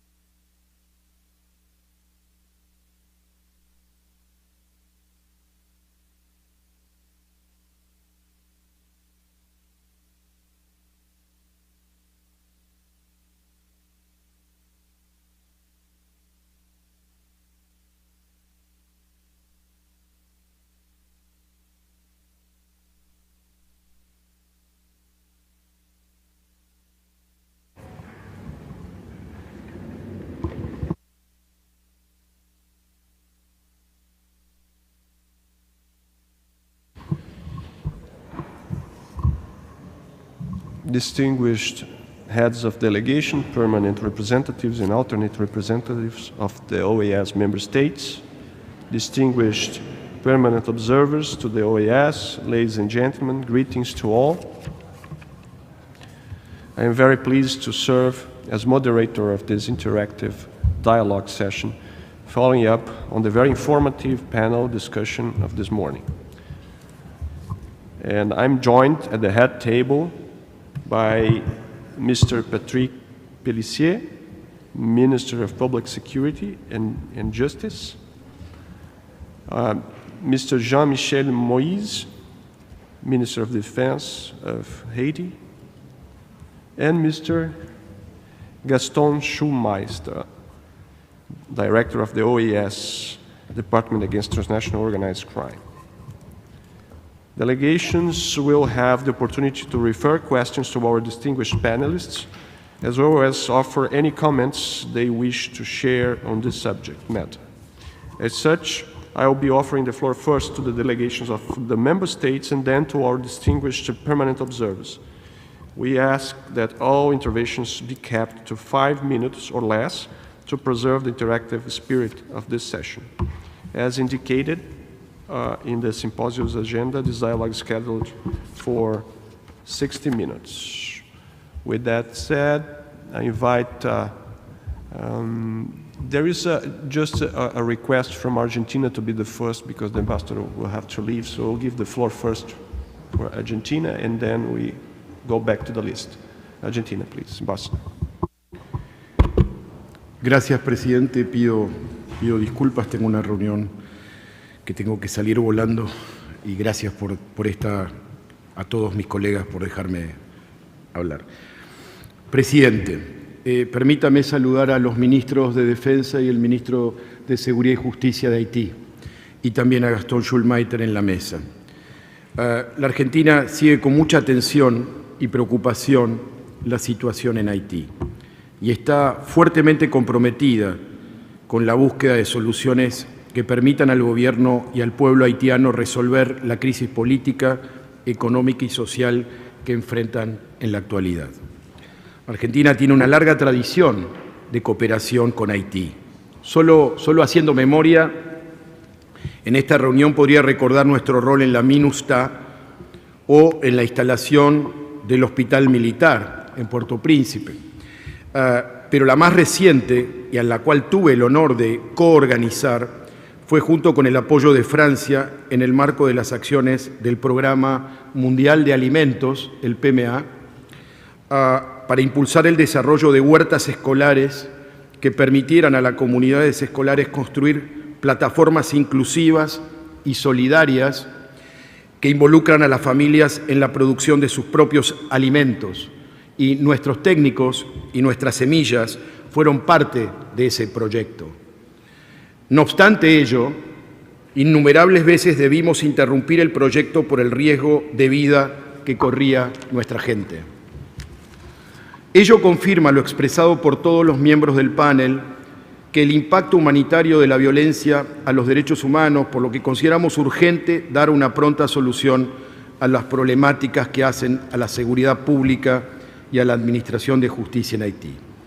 Esto es una condición fundamental para avanzar sobre las brechas de desarrollo que afectan al pueblo haitiano. Ello incluye impulsar acciones decididas para prevenir y combatir el tráfico de armas, así como neutralizar los circuitos de flujos financieros ilícitos en el país que obran como fuente de ingreso de las propias bandas. Como lo expresara en varias oportunidades desde que asumí hace 30 días en esta nueva posición, la cuestión haitiana no es solo un problema haitiano. Es un problema de todos. Me han escuchado hablar de la importancia de mantener la relevancia de la OEA en el futuro. Y sin lugar a dudas, parte de esa relevancia se juega con la capacidad de la OEA para encontrar soluciones concretas para Haití.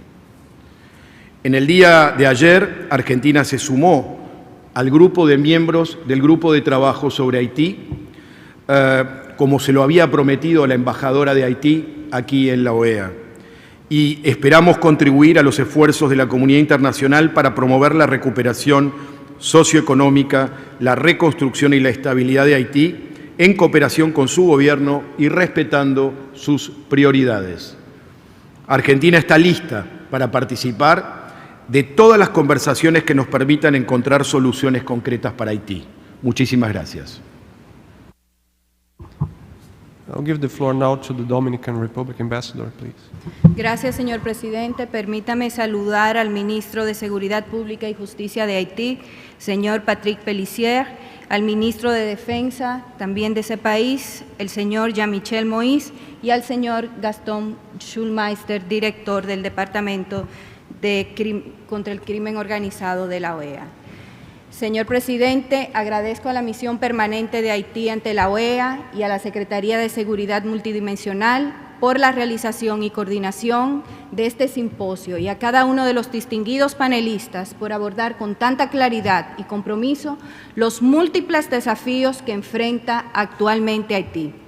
La profundidad de sus análisis y las propuestas que han presentado son fundamentales para avanzar en soluciones concretas. Para República Dominicana, acompañar a Haití en la superación de esta crisis no es solo una prioridad y un asunto de seguridad nacional, es una necesidad humana, histórica y geográfica. La estabilidad y la seguridad de Haití son inseparables de la estabilidad y la seguridad de mi país y de la región. La crisis en Haití afecta directamente a República Dominicana, lo que ha llevado a nuestras autoridades a tomar medidas excepcionales en la frontera para proteger la seguridad y estabilidad de nuestro territorio. Esto lo hacemos con la responsabilidad de proteger a nuestra nación, pero también con la esperanza de que la comunidad internacional responda y apoye los esfuerzos hacia una paz duradera en Haití. Reiteramos el llamado de redoblar los esfuerzos conjuntos y cumplir con los compromisos asumidos por la comunidad internacional para hacer frente a la grave situación humanitaria, económica y de inseguridad que viven los vecinos haitianos. La lucha contra el crimen organizado transnacional debe ocupar un lugar central en este esfuerzo. La violencia que sufre el pueblo haitiano está directamente vinculada al accionar de las bandas criminales que trafican con armas, personas y bienes ilícitos. Solo a través de una coordinación efectiva y sostenida entre las autoridades de Haití y la comunidad internacional se podrá hacer frente a estas amenazas hasta eliminarlas.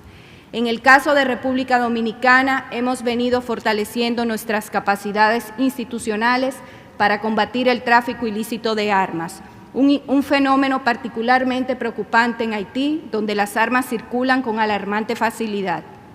En ese sentido, destacamos el gran trabajo que viene realizando con la OEA en el marco de la hoja de ruta de Centroamérica y República Dominicana para prevenir el tráfico y la proliferación de armas, municiones y explosivos, la cual ha servido como un marco estratégico para orientar nuestras acciones nacionales en este ámbito. No obstante, reconocemos que los esfuerzos individuales no son suficientes.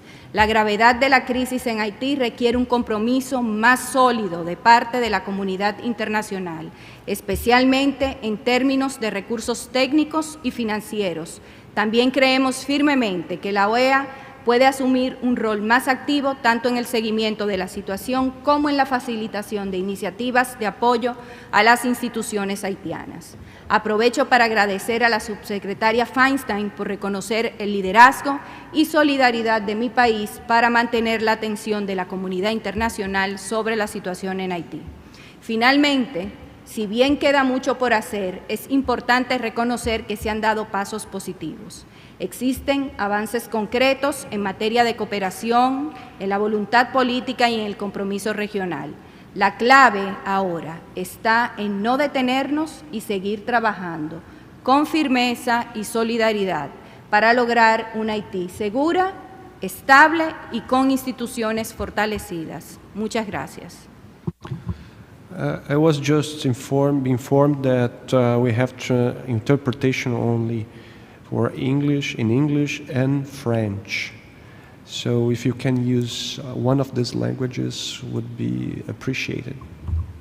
Tenemos interpretación solamente en español, en inglés y francés. No tenemos en español y en portugués. Gracias. I now give the floor to the ambassador of San Vicente and the Grenadines. You have the floor, ma'am.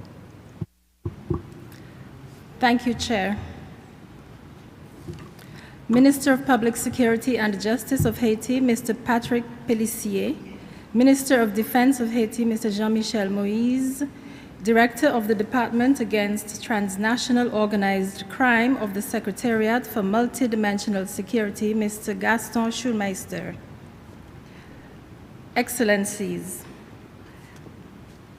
guests, at the outset, the delegation of St. Vincent and the Grenadines expresses its appreciation for today's symposium and thanks the organizers and presenters for the perspectives shared and for the analysis presented.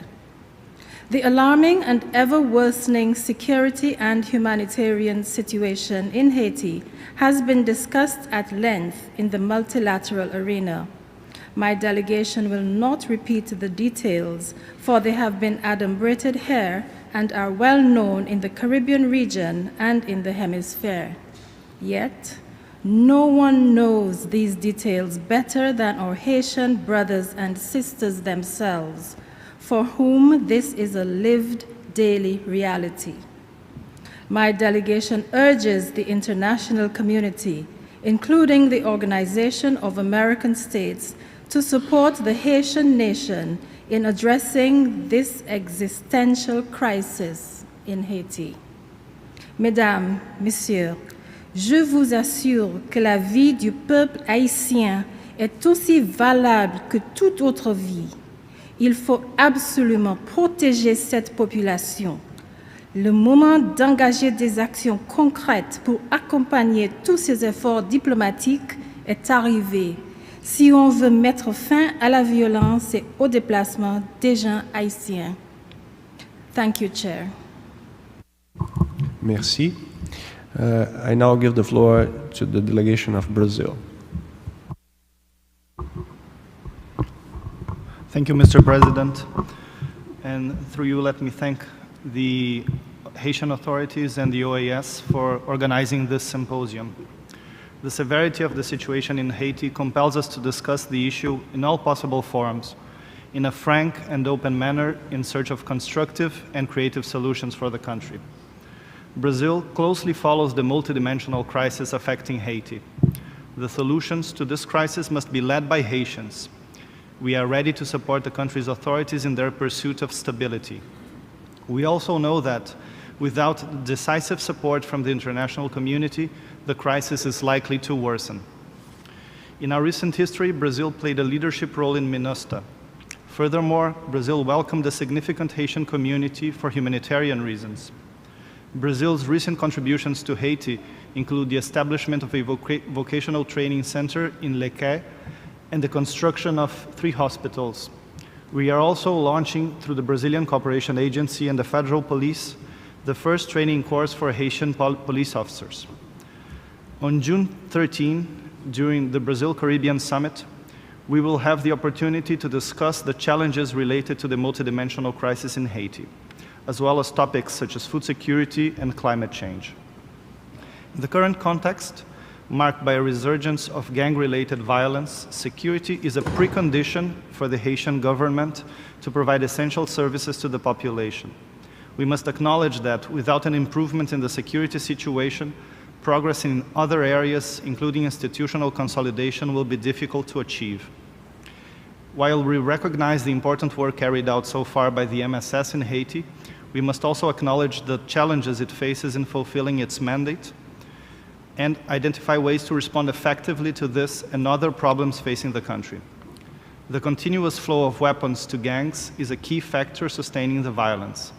It is essential to ensure the full implementation of the UN sanctions regime related to Haiti, including the arms embargo. The United Nations must continue to play a central role in the search for solutions to the security crisis affecting the Caribbean country. Political stability is also crucial to counter violence. A united political front is important to confront the serious threat posed by gang violence. We commend Haitian actors for their efforts toward political dialogue and acknowledge the tireless work of the Caribbean community in this regard. Furthermore, peace-building elements must be addressed simultaneously so that Haiti may succeed in its quest for stability, sustainable development, food security, institutional strengthening, full respect for human rights in all dimensions, and a robust judicial system combined with efficient and accountable police force. We also hope that the Global Alliance Against Hunger and Poverty, launched during Brazil's presidency of the G20, may contribute significantly to Haiti's development as a pilot country of the initiative. At the OES in particular, we have high expectations that the various mandates already approved by political bodies may be implemented based on the recognized areas of excellence of this organization. We also believe it is important to learn the perspective of the newly elected Secretary General on the potential contribution of the OAS to the situation in Haiti. Thank you. Thank you. I now give the floor to Costa Rica. Ambassador, please. Thank you very much, Mr. President. Good afternoon, distinguished President of the Transitional Presidential Council of Haiti, permanent representatives, dear Ambassador Mirta de Sulmé, Mr. Secretary General and Director Schulmeister, distinguished panelists and guests, good afternoon to all of you. Allow me to begin by expressing Costa Rica's deep solidarity with Haitian people who today face one of the most complex crises in the recent history. Haiti needs, now more than ever, the determined commitment of all representatives of this hemispheric community. The situation before us, marked by the advance of transnational organized crime, the awakening of judicial institutions, and the daily suffering of millions of Haitians, cannot and must not be normalized. As a region, we cannot allow violence, impunity, and despair to become the norm. Costa Rica has firmly maintained that democracy, security, and human rights are intrinsically linked. That is why any solution to the crisis in Haiti must place human dignity and strengthening of the rule of law and institutional recovery at its core. We recognize the tremendous effort of the Haitian authorities who now face the enormous challenge of regaining territorial control, restoring justice, and rebuilding public trust. We also appreciate the efforts of various departments of the OES, General Secretariat, the member states, through the voluntary group for monitoring the situation in Haiti, and other regional partners in the search for urgent yet sustainable responses, many of whom are represented here in the Hall of the Americas. From our perspective, three elements are fundamental: effective regional cooperation and collaboration. Combating organized crime that operates across borders requires shared intelligence, arms control, anti-money laundering efforts, and joint actions.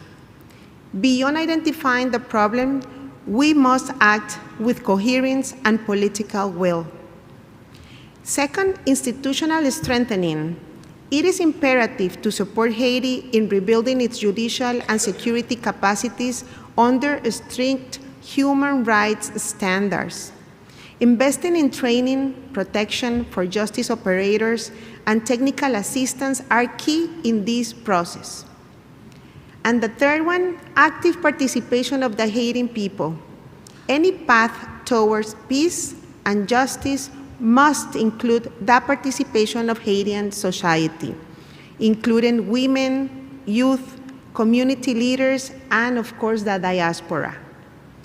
Costa Rica reiterates its commitment to a multilateral and coordinated response based on institutional strength, solidarity, and shared responsibility. Haiti is not alone, and it must not be alone. With hope and determination, we will continue to support all ongoing efforts to help restore the Haitian people's fundamental right to live in peace. Merci beaucoup pour votre attention. I now give the floor to the delegation of Canada. Thank you, Mr. Chair, and good afternoon all. And I would like also to take this opportunity to thank all the panelists for their enlightening presentations and insights into the situation in Haiti. Much has been said, Mr. Chair, and I would like to focus on three issues mainly here. First, human rights. Canada remains gravely concerned by the escalating human rights crisis in Haiti, where rampant gang violence has displaced over 1 million people, subjected civilians to widespread abuse, including sexual abuse and violence, and stripped communities of safety and dignity. We are also concerned that NGOs operating in Haiti face uncertainty about the general licenses that would authorize certain humanitarian activities, such as aid delivery in gangs-controlled areas, following the designation by the US of Vive, Ansan, and Grand Grief gangs as terrorists. More clarity on how these measures and others will be enforced could ensure that they do not deter those engaged in delivering humanitarian aid. On the justice sector, Mr. Chair, impunity and corruption are two major causes for continued insecurity. A strengthened justice system is needed to ensure that no one is above the law. We commend the Transitional President Council for the approval of a decree to create two special jurisdictions, or pôles judiciaires, one dedicated to mass crimes and sexual violence, and the other in the fight against financial crime. The creation of these two jurisdictions will allow concrete actions against those fueling instability and violence in Haiti through corruption, embezzlement, money laundering, fiscal fraud, and fraudulent border measures. International partners can support these jurisdictions by providing financial contributions via UNODC, which already provides funding for the jurisdictions. International efforts should feature providing technical expertise and capacity building to Haiti's justice sector. On election, it is essential that elections in Haiti be organized in a manner that fosters trust in the process by the Haitian population and fights impunity and corruption among the political and economic elite. We encourage Haitian authorities to work with the OEA's Department for Electoral Cooperation and Observation and the Venice Commission, who have provided recommendations on needed electoral reforms. But let us be clear, Mr. Chair, that Haitians have to lead the way on proposing solutions that the international community can support. Only Haitian-led solutions will be sustainable over time. Canada remains ready to continue working with Haiti to find and implement solutions that can bring it on a greater path to security, democracy, and prosperity. Thank you.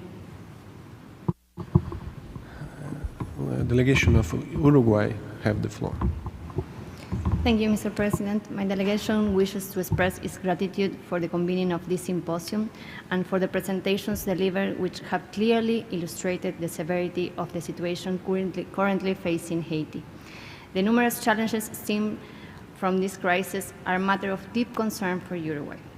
The security and well-being of the people of Haiti are essential not only for Haiti itself, but for the stability and the prosperity of our entire region. We are particularly alarmed by the escalating spiral of violence driven by the actions of gangs and armed groups which are undermining the country's institutional framework and violating the human rights of its population.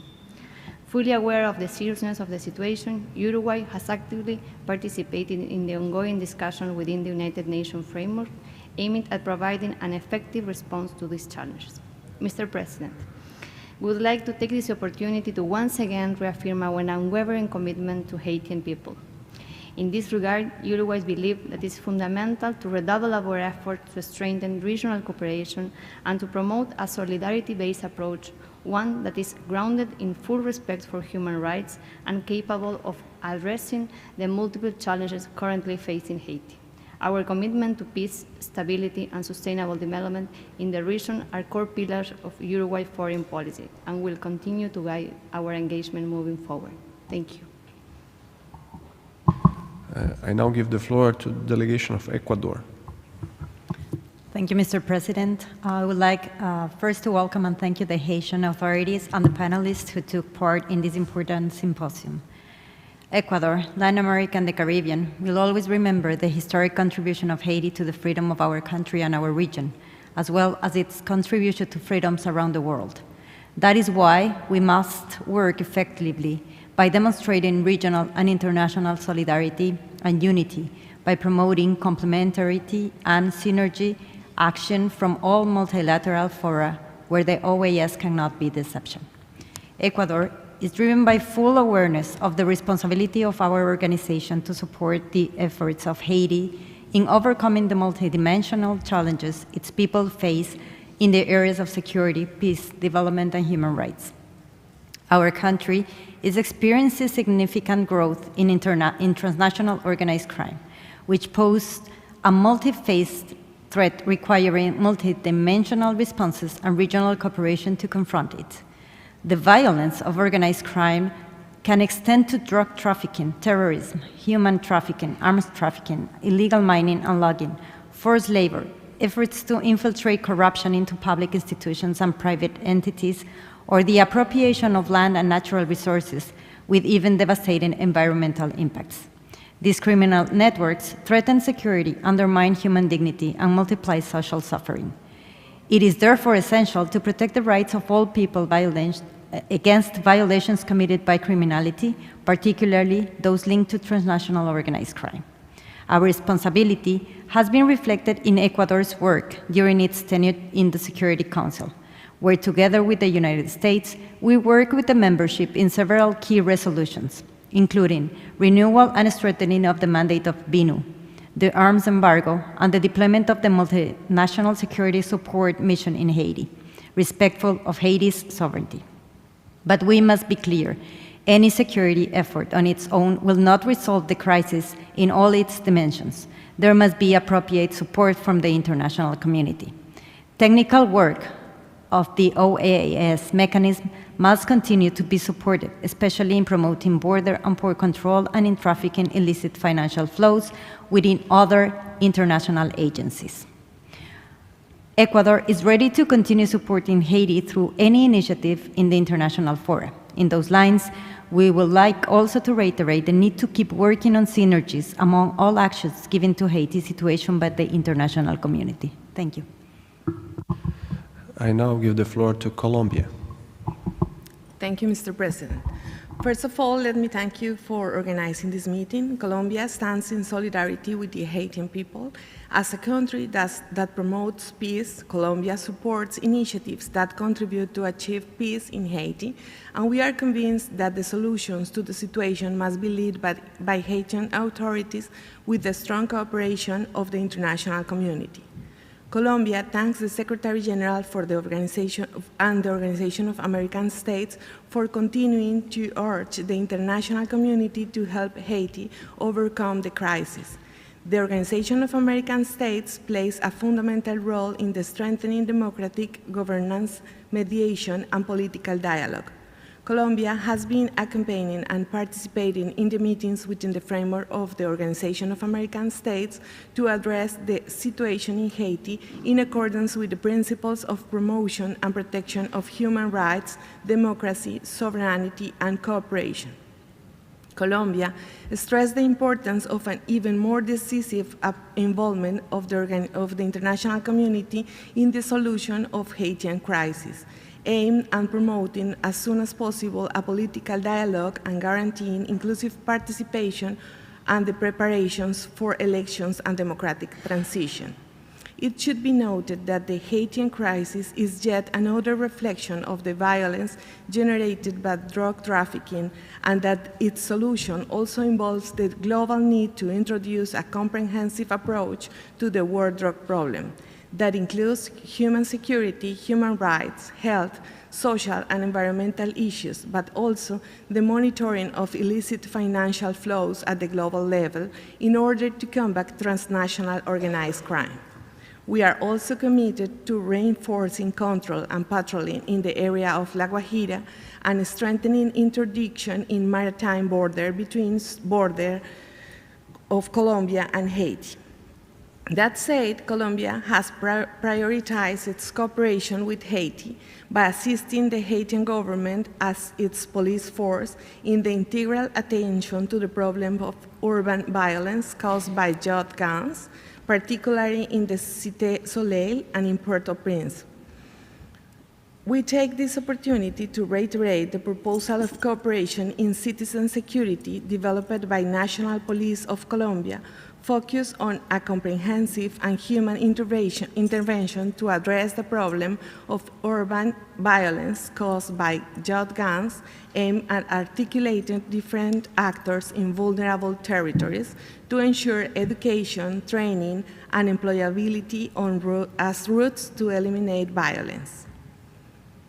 At the end of 2022, the government of Haiti requests cooperation to Colombia in the area of technical cooperation in processes and mechanisms of electoral transparency and methodologies of control and efficiency in electoral process. The National Register of Civil Service in Colombia, Registraduría Nacional, is available to offer this help. As we have stated before, it is important to consider that the solution to this crisis will not be possible without a comprehensive and long-term approach that includes human rights, social, environmental, economic, and security issues with a human approach. Thank you. I now give the floor to Guatemala. Thank you, Mr. Chair. Good morning to everyone.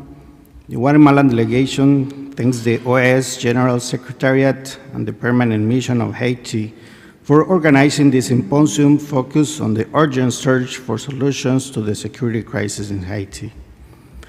We appreciate the presentations by the ministers, senior Haitian officials, and experts who provide an update on the current situation in Haiti, particularly regarding the impacts on security and justice caused by transnational organized crime. Guatemala will continue following closely the situation in Haiti and support the efforts of the UN MSS, in which we contribute 150 military personnel. Finally, Guatemala fully shares the concern for stability in Haiti. We believe that lasting peace can only be achieved through joint efforts, particularly among the countries of the region, promoting sustainable solutions for the Haitian people.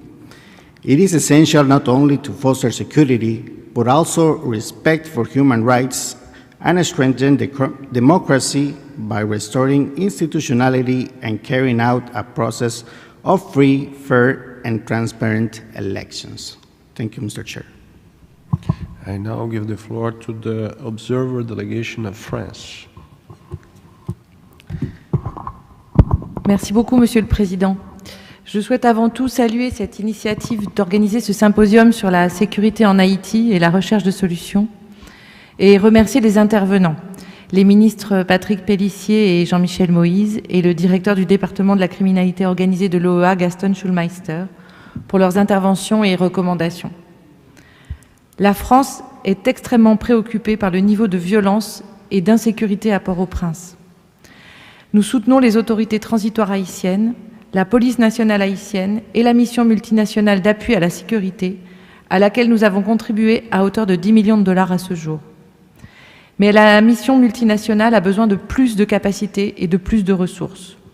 Il est impératif qu'elle atteigne 2500 effectifs et il est nécessaire de travailler à une meilleure interopérabilité entre la police nationale haïtienne, les forces armées d'Haïti et la mission multinationale. Dans ce cadre, Haïti doit également poursuivre le renforcement des forces de sécurité haïtiennes, le renforcement de la lutte contre le trafic d'armes et le financement des gangs au niveau national, à ouvrir des enquêtes contre les personnes sanctionnées et à poursuivre la lutte contre la corruption. Comme nous l'avons vu aujourd'hui, cette crise est multidimensionnelle et la France a apporté plus de 46 millions d'euros en 2024 dans les différents domaines de coopération bilatérale en Haïti. En plus des 10 millions d'euros de lutte pour la sécurité, 16 millions d'euros d'aide humanitaire pour soutenir les populations les plus vulnérables, 16 millions d'euros pour financer des projets de développement en santé, éducation, gouvernance et agriculture via des formations, de l'équipement et des infrastructures. 1 million d'euros pour soutenir notre coopération culturelle et académique à travers l'Institut français de Port-au-Prince, 5 alliances françaises à travers le pays et plus de 45 bourses d'études. La France demeure engagée aux côtés d'Haïti et continuera à suivre avec attention les initiatives qui pourront être prises par l'OEA pour participer à la résolution de cette crise. Merci beaucoup. I now give the floor to the observer delegation of Italy. Thank you, Mr. President. We would like to thank the delegation of Haiti, the General Secretariat of the OES for having organized this symposium, which represents a call for action in light of the alarming situation in Haiti. This prolonged and worsening situation has a huge impact, primarily on the population, almost an unbearable impact for them, for the Haitian population. It is also eroding the sovereignty of the country and has regional security consequences. We thank the two ministers present today, the Minister of Justice and Security and Justice, and the Minister of Defense, and also the high official from the State Department. Italy has worked constantly to highlight the gravity of the situation in Haiti in all relevant international organizations and fora, such as the UN, the Organization of American States, the G20, the G7, and also the European Union. In this context, Italy deems necessary the following: to continue supporting the transitional institutions in Haiti, to continue supporting the UN Integrated Office in Haiti and the Multinational Security Support Mission. We acknowledge also the important role played by the OES local office, to maintain open the humanitarian channels in favor of the Haitian population, and want also to highlight the presence in Haiti of Italian non-governmental organization in this regard. It is also crucial and very important the fight against corruption, which is essential to strengthen the Haitian institutions. And then, last but not least, continue supporting the efforts to reach general elections by February 2026, although we recognize that the path towards this goal is very difficult. In this respect, we would like to ask the two ministers where we stand in terms of the reform constitutional process after the meetings and contacts with the Venice Commission. It was mentioned today that the draft constitution is ready, and we would like to have more information about this draft constitution and also the referendum to approve the proposal. Thank you. We will finish the list of speakers, and then I'll give the floor to the members of this table to respond to the question. I now give the floor to the observer delegation of Kenya. Thank you, Chair. Excellencies, Kenya would like to thank the Permanent Mission of Haiti to OAS for organizing this symposium. This has been very insightful.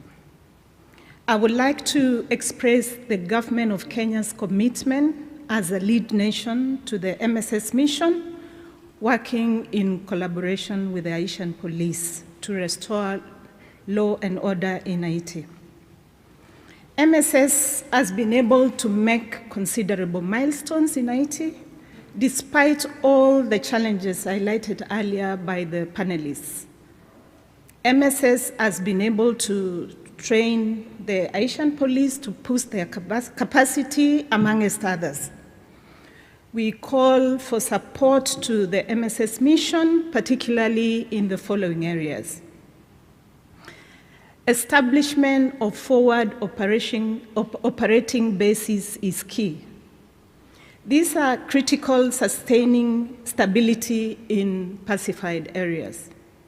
We urge OES members, states, and the international community to contribute to the standing of the already identified forward operating bases and also fund their sustainment. Out of the 2,500 mandated personnel by the UN Security Council resolution for MSS mission, only 1,000 has so far been achieved. We call for contribution and deployment of more contingents who will combat the gangs. Contribution of critical equipment to the mission will make it successful. Currently, the mission is operating at 30% of its capability in terms of equipment. We also call on OES member states and the international community to contribute to the funding of this mission. Finally, Chair, we would like to take this opportunity to thank all those who have contributed to this mission in terms of equipment and personnel. Thank you, Chair. I now give the floor to the observer delegation of the Holy See. Je vous remercie, Monsieur le Président, de me donner la parole. Je salue les autorités haïtiennes présentes, ainsi que le directeur Gaston Soumestre. La délégation de l'Essentiel remercie pour l'organisation de ce symposium et assure qu'elle a pris note des différentes interventions des panélistes et aussi des États membres et observateurs. Haïti traverse une crise sociopolitique et humanitaire marquée par l'insécurité, la pauvreté et la violence des gangs. L'Essentiel a exprimé sa proximité avec le peuple haïtien et continue de soutenir l'effort de consolidation de la paix. L'Essentiel réaffirme son engagement envers Haïti, appelant à un soutien international plus large pour aider les pays à surmonter ces défis. Enfin, l'Église catholique, notamment à travers Caritas Nationalis et les diocèses haïtiens, fournit à la population dans les besoins une aide humanitaire essentielle. L'Église catholique réaffirme son soutien et son engagement envers le peuple haïtien. Merci, Monsieur le Président. I now give the floor to the panelists for their response. Firstly, Monsieur Patrick Pellissier, Minister of Public Security and Justice of Haiti. Vous avez la parole. Merci. Merci, Monsieur le modérateur. Et merci encore aux représentants, aux représentantes des États membres pour votre intérêt concernant Haïti. J'ai écouté avec beaucoup d'intérêt et beaucoup d'attention les différentes interventions qui sont convergées dans le même sens pour trouver une solution à la crise haïtienne. Je crois qu'il s'agit surtout de commentaires fondés, bien articulés, et que parmi ces commentaires, il y a une seule question. C'est sur la réforme constitutionnelle, une question qui a été posée par le représentant de l'Italie. Avant de répondre à cette question.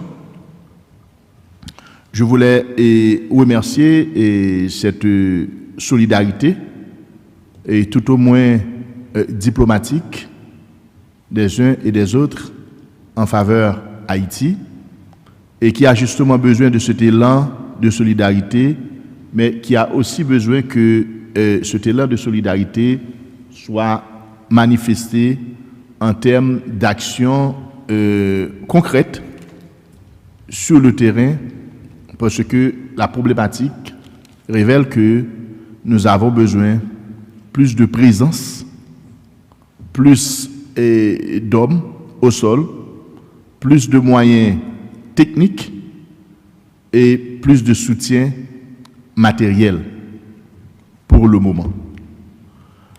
Haïti fait partie de l'Amérique latine et partage avec tous ces pays qui sont représentés aujourd'hui ici une histoire commune. C'est que nous avions presque tous connu